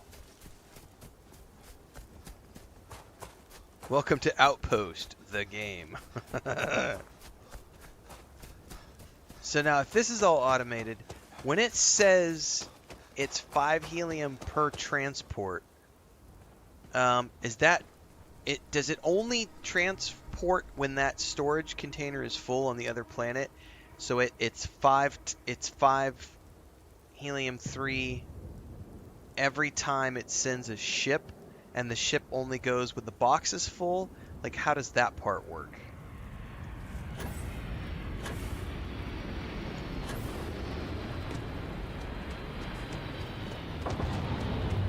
Here it comes. I can hear it.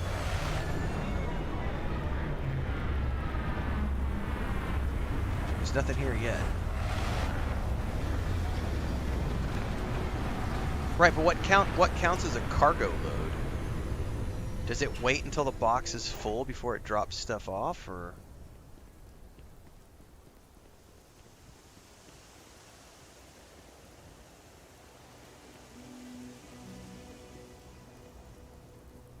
Oh, it's out. I forgot it's outputting to the box, not that thing. Or is it going to be 5 helium every single adhesive that it sends? That's my question.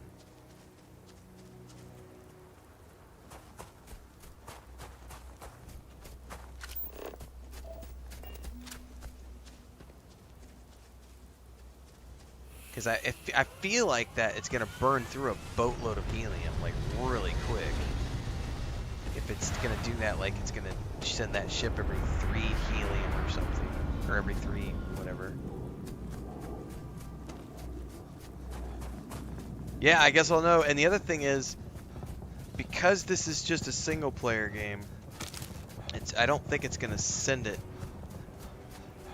while I'm offline, right? Because it's not that kind of game. It's not like No Man's Sky where it's constantly running. So it's not sending it in real time.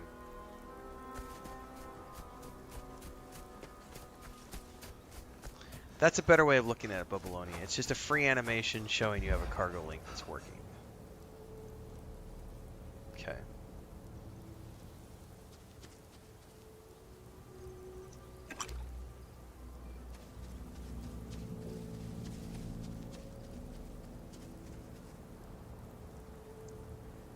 Well, setting up helium. I don't even know. Do I have can I even build the things to extract helium? Like, I haven't even looked at that.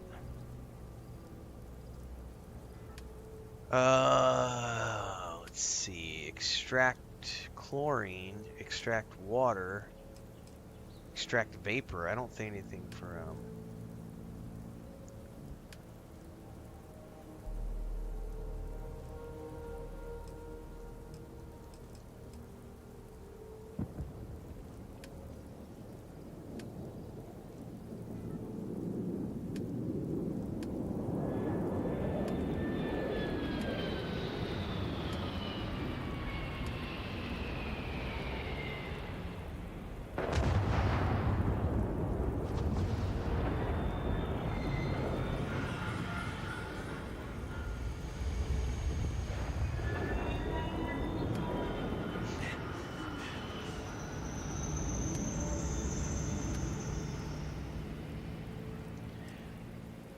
So I bet I don't have the extractor recipes yet to extract gas.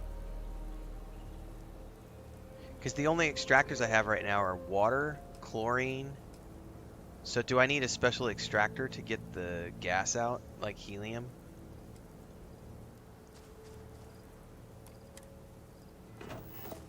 Because I certainly don't see that I have an extractor, like a gas extractor.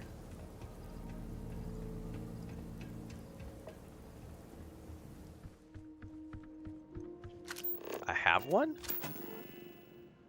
What's it called? It only shows up if you're at the right location. Well, that's kind of... It seems counterintuitive. Like, I would think that it would show me all the recipes I have at all times.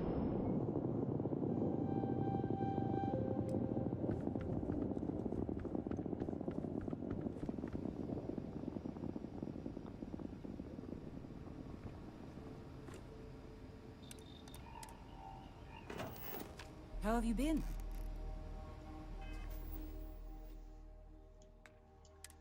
Alright, so I'll have to go find some helium. I got a long way to go to get to rank 4. I don't get any more unlocks after this point, though, so... What's up, Smeagol? Someone said there's a moon next to Jemison that has helium on it, I think earlier.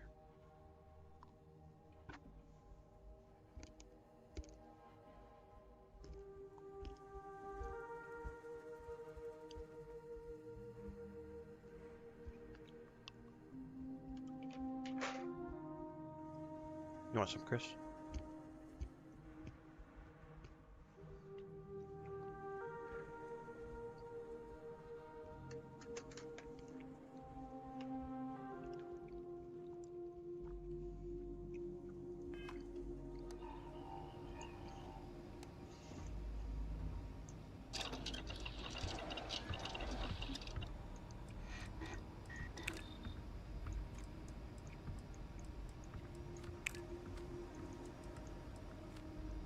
I'm gonna finally be able to get all this done because like I'm producing adhesive finally.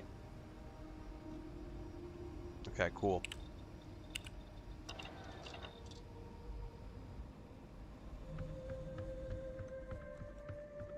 Very cool.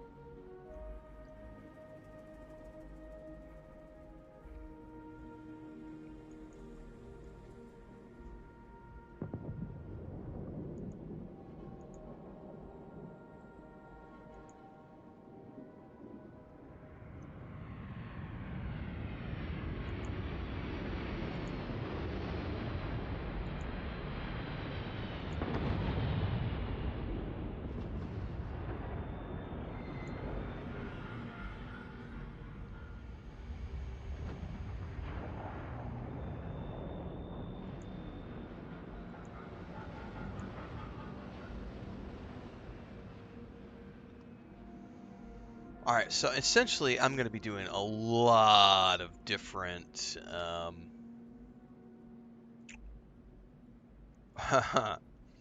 This could turn into a never-ending cycle of going. So I need this resource to operate these things. So I got to go build the extractors to harvest the resources to send over here. But then I need to get these resources to fuel these things, which I need to send over here. So I need to build extractors for here, but then I also need to go over here and build extractors for the operating costs for this thing. In order to build the extractors that are getting the operating costs for that thing, I'm going to need to build additional extractors to get resources to build that thing. That sounds like a never-ending chain of outpost building.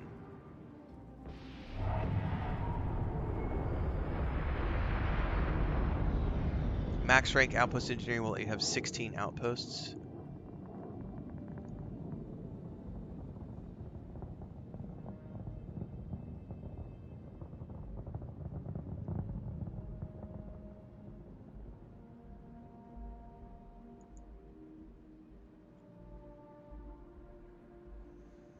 I've just now opened Pandora's box, says Johnny Boy.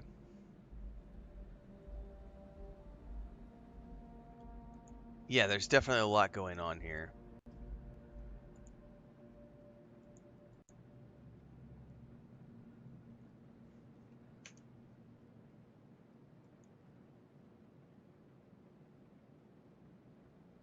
All right. Well, this is a great point for the Starfield section of this to wind up, everybody. We're not done yet, though. So, if you would like to stick around, we're about to go watch. It's still a little bit out. We're going to go hang out, chat, relax. I'm going to go take a bio, get another cup of coffee, come back. We're going to hang out a bit. It's Hobbit Day, everybody. And what that means is that Weta Workshop, who did all of the everything on Peter Jackson's Lord of the Rings films, has their very first game coming out called Tales of the Shire. It's a crafting, harvesting, little Hobbit life sim game that's coming out in 2025. They're doing their first ever showcase today, showcasing gameplay footage to celebrate Hobbit Day, and we're going to go watch that. So if you want to stick around, it's counting down. We got 20 minutes to go.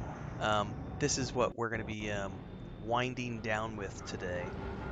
So in the meantime, I'm going to get my game saved, and we're going to move on over and get ready to watch this. It doesn't look like they have any music going. So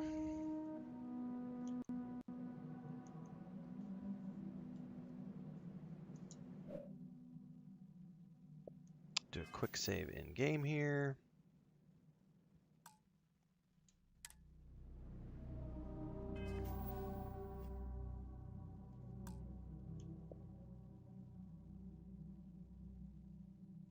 Oh, why did the screen go black? Something, I'll have to fix that. Here, give me a second.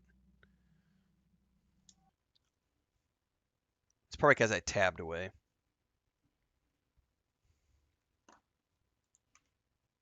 That's exactly why.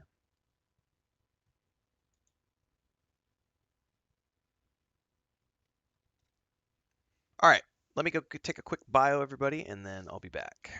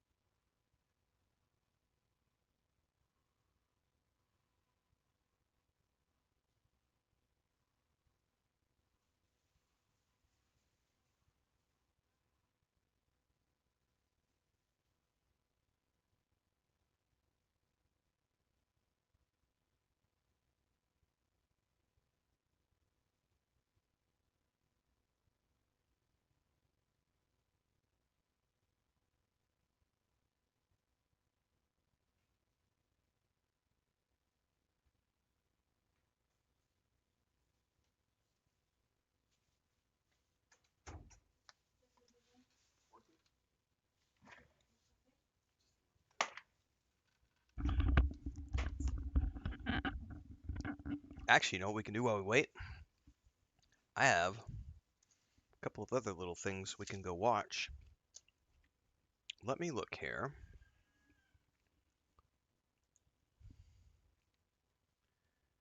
We can go look at...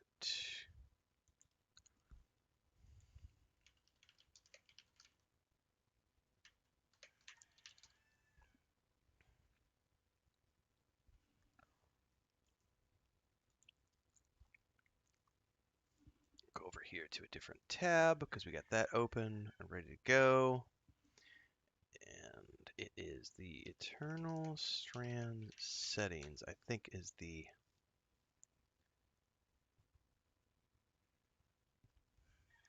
Yeah, it's this one.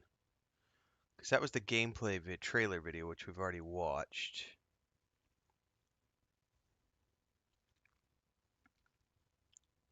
Okay.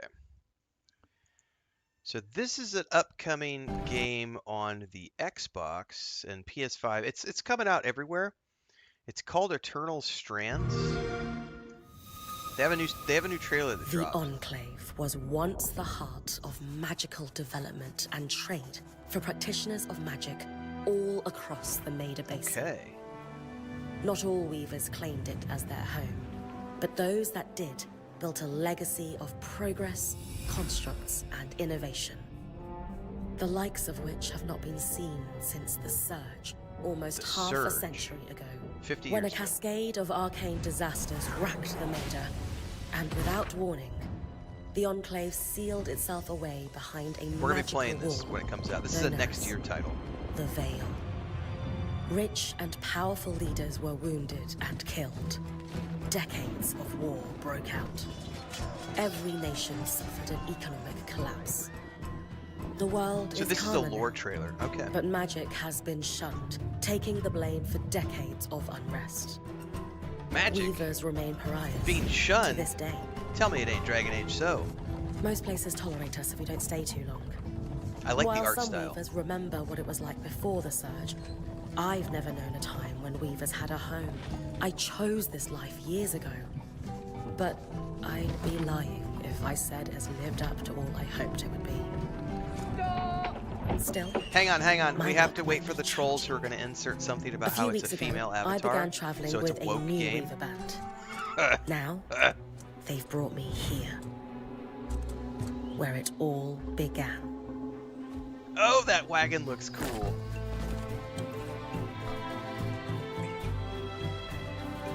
Oh,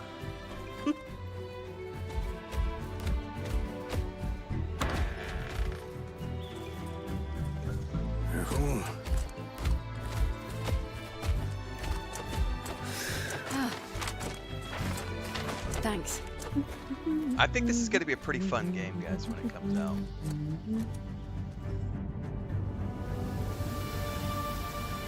Bryn, over here.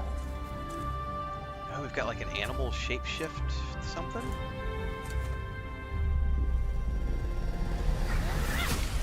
Here's the actual gameplay footage, guys. Oh, they just teased the gameplay. Early 2025. The gameplay, we watched the gameplay trailer at Gamescom, which honestly I thought looked really cool. So that's something where I'm definitely interested. Let's see if they have the, this was the reveal trailer from 5 months ago. Let's just take a peek at it, because this is the actual, like, gameplay. Because that was, like, more of, like, might just be a lore trailer, because they teased the in-game animations at the end, and this is all about the in-game animations right here. So, it's going to be, like, magic-based, but you're going to be able to, like, pick stuff up and throw it around. And this is the character that you're playing.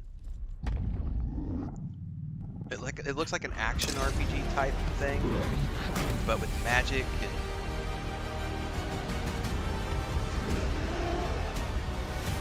Look at that! So you're chucking stuff around with magic, and you're using... Yeah! Look at that! This world looks amazing.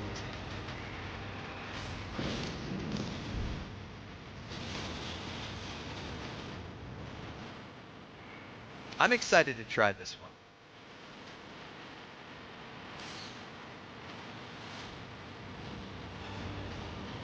one. Ooh, she covered it in like ice or something. So that's Eternal Strands. That's definitely on our watch list for 2025. There's no release date yet, but that's definitely something we're keeping an eye on for next year.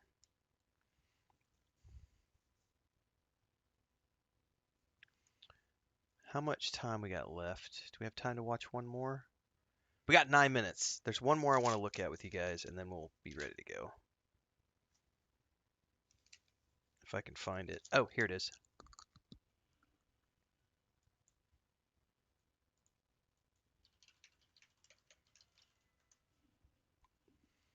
So this is the official Greedfall 2 combat trailer, which shows the difference, because the first one was like third-person action RPG, and this one is third-person action RPG with pause-based or real-time. So you get to choose whether you want to go turn-based or not, which I thought looked super interesting. Greedfall 2's early access is being released in a few days, and so you're ready for the adventure, here's all you need to know about the game's combat gameplay. In Greedfall 2, you can choose the combat style that suits you best. You'll have the choice between the tactical pause, which will allow you to manage the actions of your team, or you'll It be able goes to into play early in real access on the time to focus 24th, on the which I action think is and let like your companions control in a themselves. couple days. Yeah, a couple days from now. In battle, activating the tactical pause will allow you to give orders to your This looks a lot different than Greedfall 1. So it looks to me like they went away and said we need to maybe add the option to let people get that Baldur's Gate 3 feel. Oh, exactly, Encrypted. Exactly. This looks completely different. Now, however, they still do have the real-time third person. You can do whatever you want and your party does what you want, or you can go into this tactical turn-based mode, which looks an awful lot like, Baldur's Gate character 3 and your companions. tactical Use the camera to style. analyze the battlefield, then move your characters and use skills to taunt your enemies, position them, or inflict damage. The They're also environment doing will this one in also early be your access, ally. kind of like what Take Larian advantage of did. the high ground for increased damage, or I don't take know if they advantage did of early items access such for as the first barrels game, to 'cause maximize I your didn't chances follow of the first defeating game, your I just enemies. played it last The 2 tactical years ago, pause maybe? allows you to manage and plan your actions down to the smallest detail. Make good use of it, and manipulate the pace of combat to give yourself time to choose the skills and actions that best suit the situation. Your strategy will then depend on your ability to analyze the battlefield and manage the synergy of your party's actions. On the other hand, if you want to focus on the action and your character, new combat features let you play in real time for a more intense pace. In Greedfall 2, character switching lets you take control of any member of your party. If you don't want to manage Any the member others, of your party. you can activate the autonomous party option to let the game do the work. Yeah. You can then play with your character in real time and stay in the thick of the action from start to finish. So this is like the traditional what the first game played like, but you still have like all this tactical stuff, which I don't remember this from and it's been a couple of years since I played the first one. But I remember the first one playing more like a traditional third person. You've got a basic strong attack, weak attack, block, dodge, and that was kind of it. Whereas now you've got an ability bar. There seems like they're diving way more into the RPG aspect of it this time without around, interruption. like a You can traditional also adjust the game's difficulty settings at any point during your adventure. like Preset options are ability-based available, RPG. from story mode to tactical mode, but you can also adjust individual settings to change the damage received and inflicted, making for a more or less challenging adventure. Whether you're a keen strategist looking for a real challenge, or want to focus on other elements of the game, such as the story and universe, Greedfall 2 will offer a wide range of features that will let you tailor the combat experience just the way you want it. Switch between the tactical pause, real-time combat, and change the difficulty settings to adapt the challenge as you see fit. Join us on the 24th of September for a taste of this new adventure. I mean, at this point, I'm cautiously optimistic because I did have fun playing the first one, but also, um, this looks a lot different than the first one, at least from my memories. I would need to go back um, and watch the videos. No, there's nothing wrong with a little bit of change, Johnny. That's one of the things I love about the Dragon Age franchises because every new Dragon Age, we've gotten something a little bit different, which I think is a lot of fun in terms of pushing. It brings in more people to the fold too because it's like, hey, we're going to do it this way, but we're also adding this additional pause-based, turn-based system.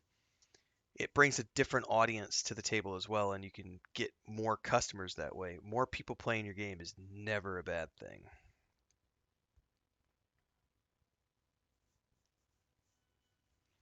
All right, I think we're good to shut all that stuff off, and we are just a few minutes away from a Hobbit Day showcase. I don't know why we are buffering though.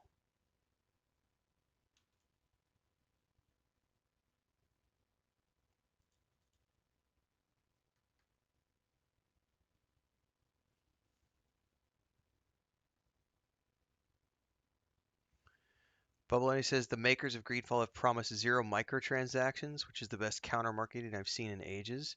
Yeah, anytime you can do no micros, that's going to be a good thing.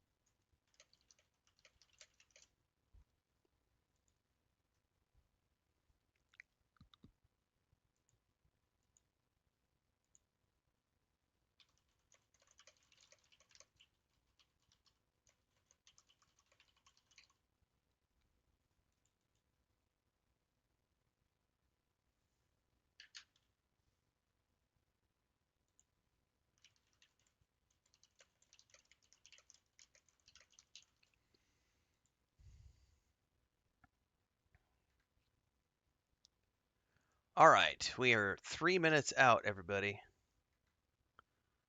Let's see. This is their first time ever showcasing this game. I'm pretty excited.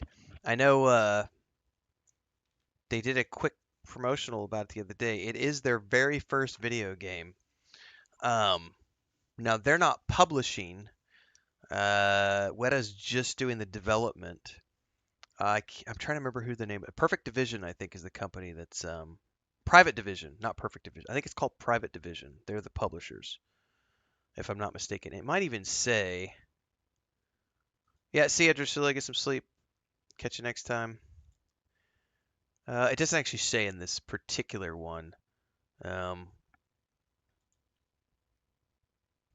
This is another one where we're going to have to wear pink wigs in solidarity with the developers because this one was also getting trashed. This is the one I was telling about the other day that Asmongold was trashing because the lead developers are A, women, and B, have pink hair and have tattoos, and oh, that tells me all I need to know about the game. Yeah, and it's like, dude, we went off on a rant about this the other day. I was saying it's bullshit when you judge a game based on what you think about the appearance of the people working on it. That's a very sad state of being. I was very disappointed to see that conversation take place. I like some of Asmongold's stuff, but lately he's been pushing more and more that rage bait stuff to generate views. It sucks. Yeah, he's not gonna play it anyway, Bubbaloni. That's why I don't understand why he's jumping on that train of like, who knows. Victoria says, haven't heard anything about this one. I've been following it for about 2 years. It first got announced, I think, about 2 years ago, and they've kept it very under the radar. This is the first ever gameplay release of this one. And it's for Hobbit Day. So what better day? And it was supposed to come out this year, but they delayed it to 2025 about a month ago. They said that they were going to push it out to next year. So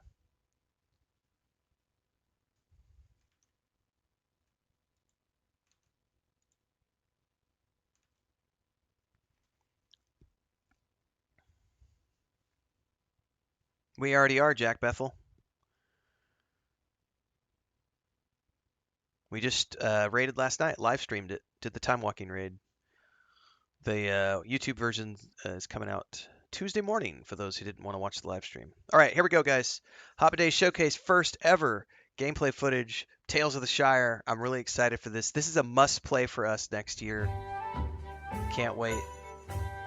Super cozy little Hobbit game. Happy First Hobbit Day. game ever. And hi from Weta Workshop in Weta Wellington, New Workshops. Zealand. I'm Richard Taylor, co-founder of Weta Workshop and in turn our game studio. To celebrate Hobbit Day, we want to share an in-depth look at our beautiful new game, Tales of the Shire.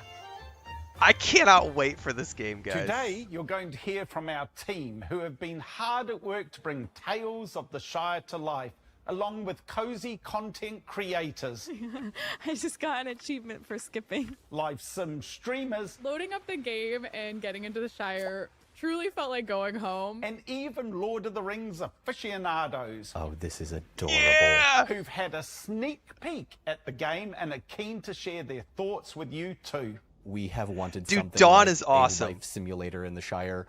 Dawn's for a great guy. years. I like The his fact stuff that on there hasn't TikTok. been one before is a crime. Every single corner you could tell was painstakingly created. Oh, fireplace style, fireplace colors. We've been immersed in Middle-earth for decades, to the point that it's become a bit of a second home for some of us.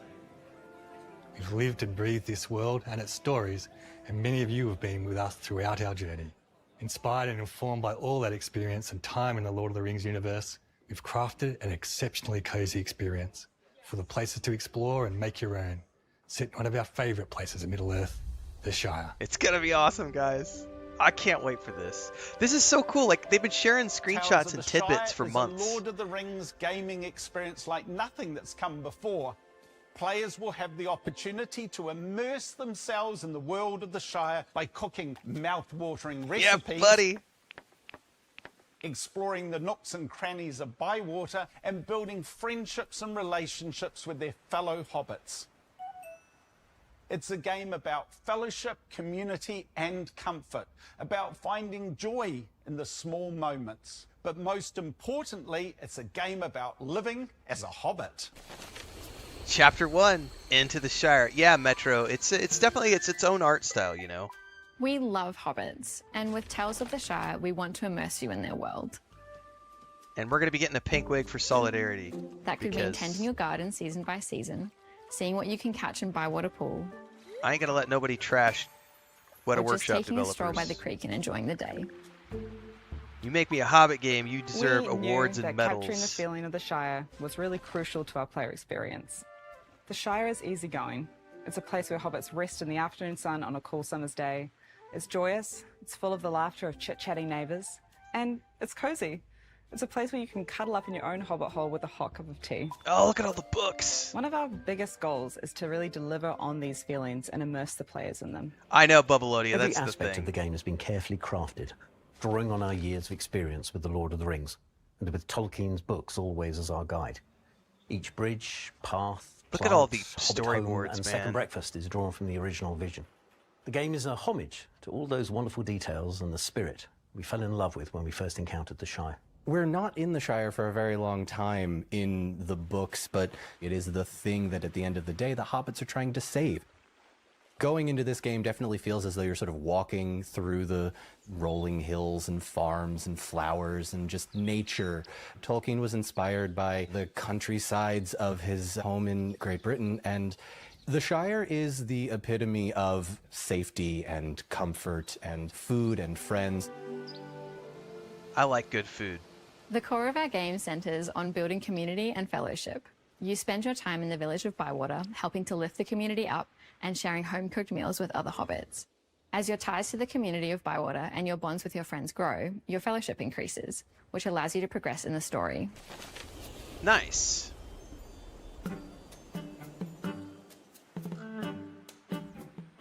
Tales of the Shire is full of tales that are perfectly hobbit-sized. Our story begins shortly after you arrive in Bywater, when you learn that the place has a problem. It might not be a village. That's all there is to it, Saddyman. What do you call my mill? Overpriced. I love it. It's up to you to help build the community up and make it into the kind of village the whole Shire would envy. If I'm not mistaken, I'm this is excited coming to help the to all village to find its consoles, villagehood PC, and maybe be, even like, mobile at the same time. They officially might tell us at the recognized. end. I love a story in which I get to impact the town or the place that I live in the game and get to help the other characters. As we crafted our main story and our side tales, we kept the Hobbit perspective in mind. Hobbits prefer a secluded country life, focused on what delicious thing they're going to cook for their next meal, or how they need to mend that fence in their back garden before their chickens get any ideas. Chapter 3, A Place to Call Home. This is a cozy little crafting game, guys. It's probably a walking sim. It looks like a walking sim Hobbit slash holes are the crafting centre of Hobbit life. They provide a refuge from the wider world, a level of comfort that Hobbits require. They're a chance to express themselves in their own space and a Ooh, place I to like share the their meals with their friends. The ivy leaves in the wall was great. Summer fruit pies and cream. Dude, now I'm You getting truly hungry. get to see a hobbit in their element when they are in their hobbit hole. Oh, scrolls on the shelves. The game opens with you hitching a ride with a certain mysterious stranger to Bywater, a Hobbit settlement in the Shire. Oh, yeah. You've inherited a We know who Hobbit that hole from a mysterious generous stranger's gonna relative be. who, in her old age, boarded off many of the rooms to save her time on cleaning and upkeep. As you explore Bywater and deepen your ties to the community, you'll be able to get into those boarded up rooms and add your personalized touch. Perhaps you can put together a library or a bedroom. Or maybe you'll just set up a cozy nook for relaxing in true Hobbit style. The choice is yours. I wonder if they're... My favourite room is probably the living room. I'm You gonna can put your little that thought. fire and your couches and your rug, and you can really make it feel homely. And it's the first place that you see when you come into the Hobbit home, so that's where it really kind of feels like home to me. It looks great. To fill these rooms, you'll be gifted furniture and knickknacks that you'll use to decorate and turn your Hobbit hole into a Hobbit home. You can earn these by completing tales and building relationships with your neighbour Hobbits, or by cooking a particularly delicious meal that another Hobbit was looking forward to. When you're ready to do a Turkish little hobbit interior skewers. design, you'll enter decoration mode, where you can rotate and move all of your furniture and decor items to find just the right place for them in your hobbit hole, or even out in your garden if that's where you think they'd look best. Well, it looks like it has better snapping than Starfield's. I think what makes a really great cozy Decoration game system. is being able to really get in the nitty-gritty details of like placing clutter on things and making it as cozy as either your real life or making it Yeah, a they've used cozier that space term in a real lot, life James. and the somewhere you feel like you can cozy go sleep title. to. So I'd say this is definitely going to be a Unlike chill. in other games where you're limited to a grid cozy when game. decorating your home, we've created a flexible placement system that gives you the freedom to put everything where you want. Our system keeps things cozy in the rounded spaces of a hobbit hole while never getting in the way of your imagination. You can place items Shots almost fired, anywhere, says inside Bubbly. or outside. You can also style your walls with different wallpaper and even change the window frames. Ooh. All of this will let you create the hobbit hole of your dreams that expresses your own unique hobbitness. A gridless placement system is so much fun because it just opens up this world of possibility. And in a hobbit home, you know, you want things to look a little higgledy-piggledy. You don't want them all perfect to grid. That just I don't is know. not There might be some part of OCD the hobbits out Hobbit there. aesthetic. You need a little bit of, you know, freedom to build as you wish. What's up, Dr. Nick? Players can spend hours decorating and redecorating their hobbit holes to be their own perfect hideaway in Bywater. But that doesn't mean there's nothing to explore outside. Chapter 4. Welcome to Bywater. Just a short walk from your front gate is Bywater, your new home. It's a small but vibrant community, full of hobbits to meet and things to see. You'll of course want to explore Bywater, and we had loads of fun designing a charming way to let our players know where the next interesting thing might be, without making them feel railroaded. That's our unique bird system. As you Okay. ramble along Bywater's scenic paths, past its quaint homes and shops, and through its beautiful meadows, you notice these cute bluebirds perched on Okay. signs, trees, and elsewhere. Tell me more. These sweet little guys aren't just here for atmosphere. They're a way of welcoming you, and they indicate the path to your next objective or tales. Oh. The birds act as a sort of breadcrumb trail. Okay. Go to one and you'll see another a little further on, and so on until you arrive at your destination. The birds really are helping. Thank you, birds. I appreciate you. But you don't have to follow the birds if you don't feel like it just then. There are plenty of things for you to find in Bywater if you want to do a little wandering. Look at that. Bywater really encourages I like you to the go and skipping. find all the The little skipping's nooks and pretty crannies cool. because it's such a rolling, hilly place where you don't have a lot of like easy sightlines of where things are. So you want to find out what's around the next corner, what's over that little hill, and discover all the little relics and places you can find your next mushroom in. Bywater is full of unique locations, from Sandyman's Mill to the Ivy Bush Inn, where the hobbits of Bywater meet to discuss important affairs. But one of my favourite spots in Bywater is the Green Dragon Inn. Of course it is. This is the centre of social life in the village. And Everybody any hobbit wants who to go to the wanders Green in Dragon. Day or night is sure to leave with a few new friends. You'll find yourself here for many of the story beats in the game, but you can always come by if you want some good conversation with the innkeeper, Lily Cotton. You won't find a more Bywater is cozy a village place. in the West Farthing of the Shire. It houses the Green Dragon By the Inn, way, if you're perhaps not one of following the Don, most famous inns you need to follow in all Don. of the He Shire is or an Middle Earth, awesome, where we see the rest awesome of the hobbits content creator around drinking Lord of and the eating Rings. and being very merry. I follow him on TikTok. Is where Just I down the interact hill with from him the Green most. Dragon is a he's square got great full stuff. of bustling market stalls, selling everything a hobbit I'm needs. glad that they got him to come do some Head to young Tom Cotton's stall for farm fresh content ingredients for your stuff for next this meal. game. I think they Visit flew the him out Burrows' to New store Zealand, for a if I'm new not dress. mistaken. Or just go through I Nora's knew the wares to see if OneRing.net any was out there strike you. too a few months ago covering this. There are plenty of other things to see in Bywater, and we can't wait for you to discover them. Whether it's foraging for berries in the countryside, stargazing on clear nights, helping find someone's missing mail, or just lazily watching the seasons go by, we've designed every element of Bywater to be the kind of place that we'd like to live.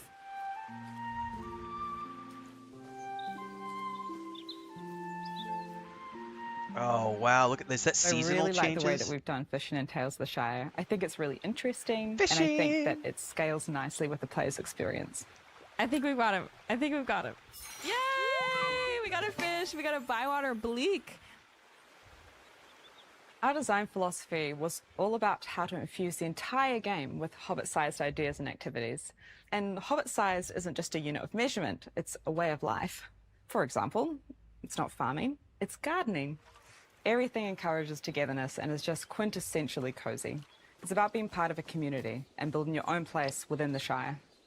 I think the Shire's a perfect setting for a cozy game. It is this cozy little bubble with all of these kind people and this small community. I think that's exactly what cozy gamers look for when they're going to a cozy game. I like the ribbons on her headset. I just caught that Our game detail. offers a chance for our Hobbit players to step into that Hobbit mindset, a world where the most important thing you do in a day is help a neighbour, and there aren't any problems that can't be solved by talking things through over a nice meal. Well, you hope you're not going to get enslaved by Saruman in this one, Victorious. It's those meals that make up the centerpiece of the game, where you'll deepen your bonds with your neighbors and move the story forward. As you get to know the other hobbits in Bywater, you'll have a chance to cook meals that they'll love. After all, the way to a hobbit's heart is through their stomach. But hosting hobbits is no easy task. You'll have to pay attention to the seasonality of your ingredients and what your guests have told you they feel like eating, if you want to pull off the kind of meal that Bywater will talk about for years to come. You'll start in your pantry, where you've stored all the ingredients and seasonings that you've foraged, Oh, look at that larder, caught, man. or bought. What Each a nice ingredient and pantry. seasoning has a quality score of 1 to 3 stars, as well as 1 of 5 flavors: sweet, sour, spicy, salty, and bitter. Oh, You'll have to wow. think about what will work well together to satisfy your guests' specific cravings. Once you've selected your ingredients, you'll take them into the kitchen and start cooking a feast fit for a hobbit. That looks pretty complex, To begin with, you'll cooking only have system. access to a few cooking stations in your kitchen, but as you progress and learn more complex recipes, you'll find yourself frying, mixing, saucing, grinding, and even pickling. When you're done, you'll get to reveal your meal and have it rated. The better your guests rate the meal, the stronger the relationships you build, and the more friendship points you earn. These reveal new features in the game, open up opportunities to progress, and help you further customize your hobbit hole. It's such a unique way to focus cooking in a game. And I love that because cooking is such a cozy activity that so many people take part in and so many people love to escape into. If I could cook anything in the game, it would definitely be a meat pie. I've never cooked a meat pie in my life, and so I would love to do it in the game in a very cozy setting for all of my friends in the Shire. Hack it up with that hatchet. We actually looked at recipes from the 18th century, some Yeah, 17th flavor century recipes, archetypes and some a crafting Victorian system. recipes, because really it's Victorian England is the Shire. And then obviously we took inspiration from other things pretty as good, well. man. We sort of mixed in some modern stuff, but nothing that's incongruously modern. It was all the sort of thing that you would have found in a Victorian kitchen, really. Friends and Fellowship. Are they going to talk about... Hang on. It's not a proper Hobbit meal without friends to share it with. Yeah. And there are plenty of Hobbits in Bywater to befriend, with stories of their own for you to discover. There's Orlo Proudfoot, the first friend you meet when you arrive in love Bywater. his cloak. Or Delphinium Brandybuck, the town healer whose cures never seem to turn out right until an encounter with a certain grey-bearded wizard helps her discover her true purpose. Some Bywater residents will teach you important skills, like Old Noakes, the cantankerous hobbit down by the banks of Bywater Pool. Fisherman. Lily Cotton loves to share some of her cooking knowledge, while Delphi can show you how to forage in Oh, the I'm countryside. thinking so, Babylonia. An Others will incoming give you the Shire opportunity to trade, recipes like Hobson Hornblower, YouTube series cooking the travelling merchant recipes who from brings this goods game in from my far home and kitchen. wide, or Neffy, dwarf from the Blue Mountains, who arrives in Bywater Did he with just her say armoured dwarf? duck ladle. Nice. Trading works alongside shopping to give players a new way to advance in the game, one that emphasises the sense of community that Tales of the Shire is all about. As you build up I your love her relationships shirt, with by certain the way. hobbits, This you'll be able blue- to trade what you have with them for specific items. The more you improve your relationship with them, the better the items you can trade for will be. The system rewards strengthening your ties with the other folks living in Bywater and gives you another reason to get out and meet your neighbours. And great neighbours make great dinner guests. Throughout the game, you'll be able to host your friends for special meals. You'll control all the details, from who you invite, to the venue, to table settings and decorations, to most importantly, the menu. You'll need to learn your neighbours' likes and dislikes to really wow them. But if you throw the perfect dinner, you might get a special gift in the post the next day. Okay. Hobbits love giving gifts, after all. If I had my own ideal Hobbit dinner party, I would be inspired by Bilbo's birthday party. I would invite the entire Fellowship, all of them. They're all there.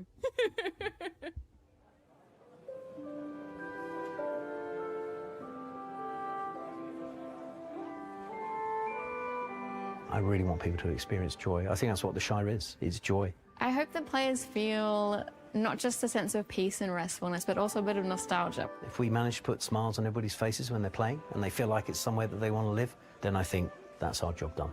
We want you to really feel like you're going to be at home. Oh, for sure. We just Yeah. really want I suddenly the Shire find to feel myself like a warm hug. We want liking playing redheads Tales of the Shire more to than be I a thought I chance for you did. to slow down a little bit and lose yourself in a world that's a little brighter, a little warmer, and yes, a little more cozy than the real world. For us, that's what games are. A chance to immerse yourself in the wonders of another magical world. A chance to go somewhere nice, somewhere new, but familiar, that you can make your own. Someplace where friends are waiting for you to share a meal and a smile. The Shire.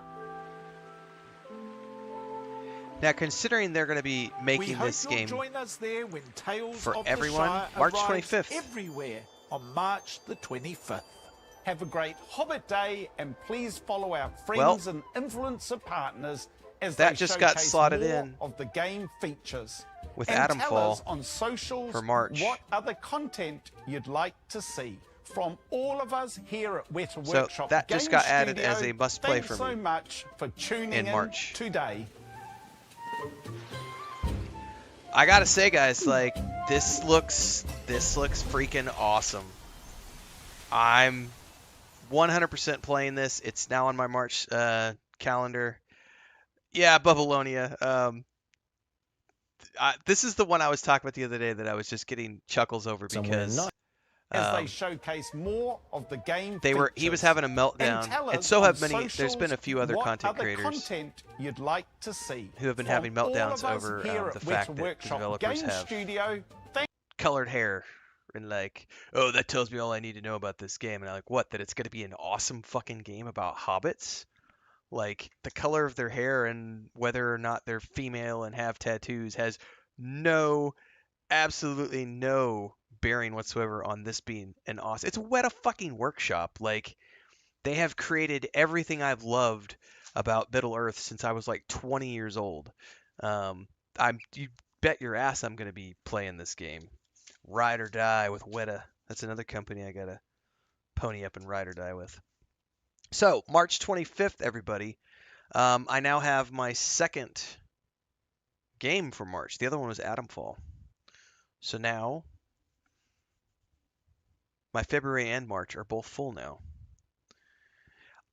The interesting thing about this is they're trying. Look, so if you look at the bottom here, it's coming to PS5, Xbox Series X and S, Nintendo Switch, Steam, and Netflix games, which I believe covers mobile a little bit. So it's a multi-platform release.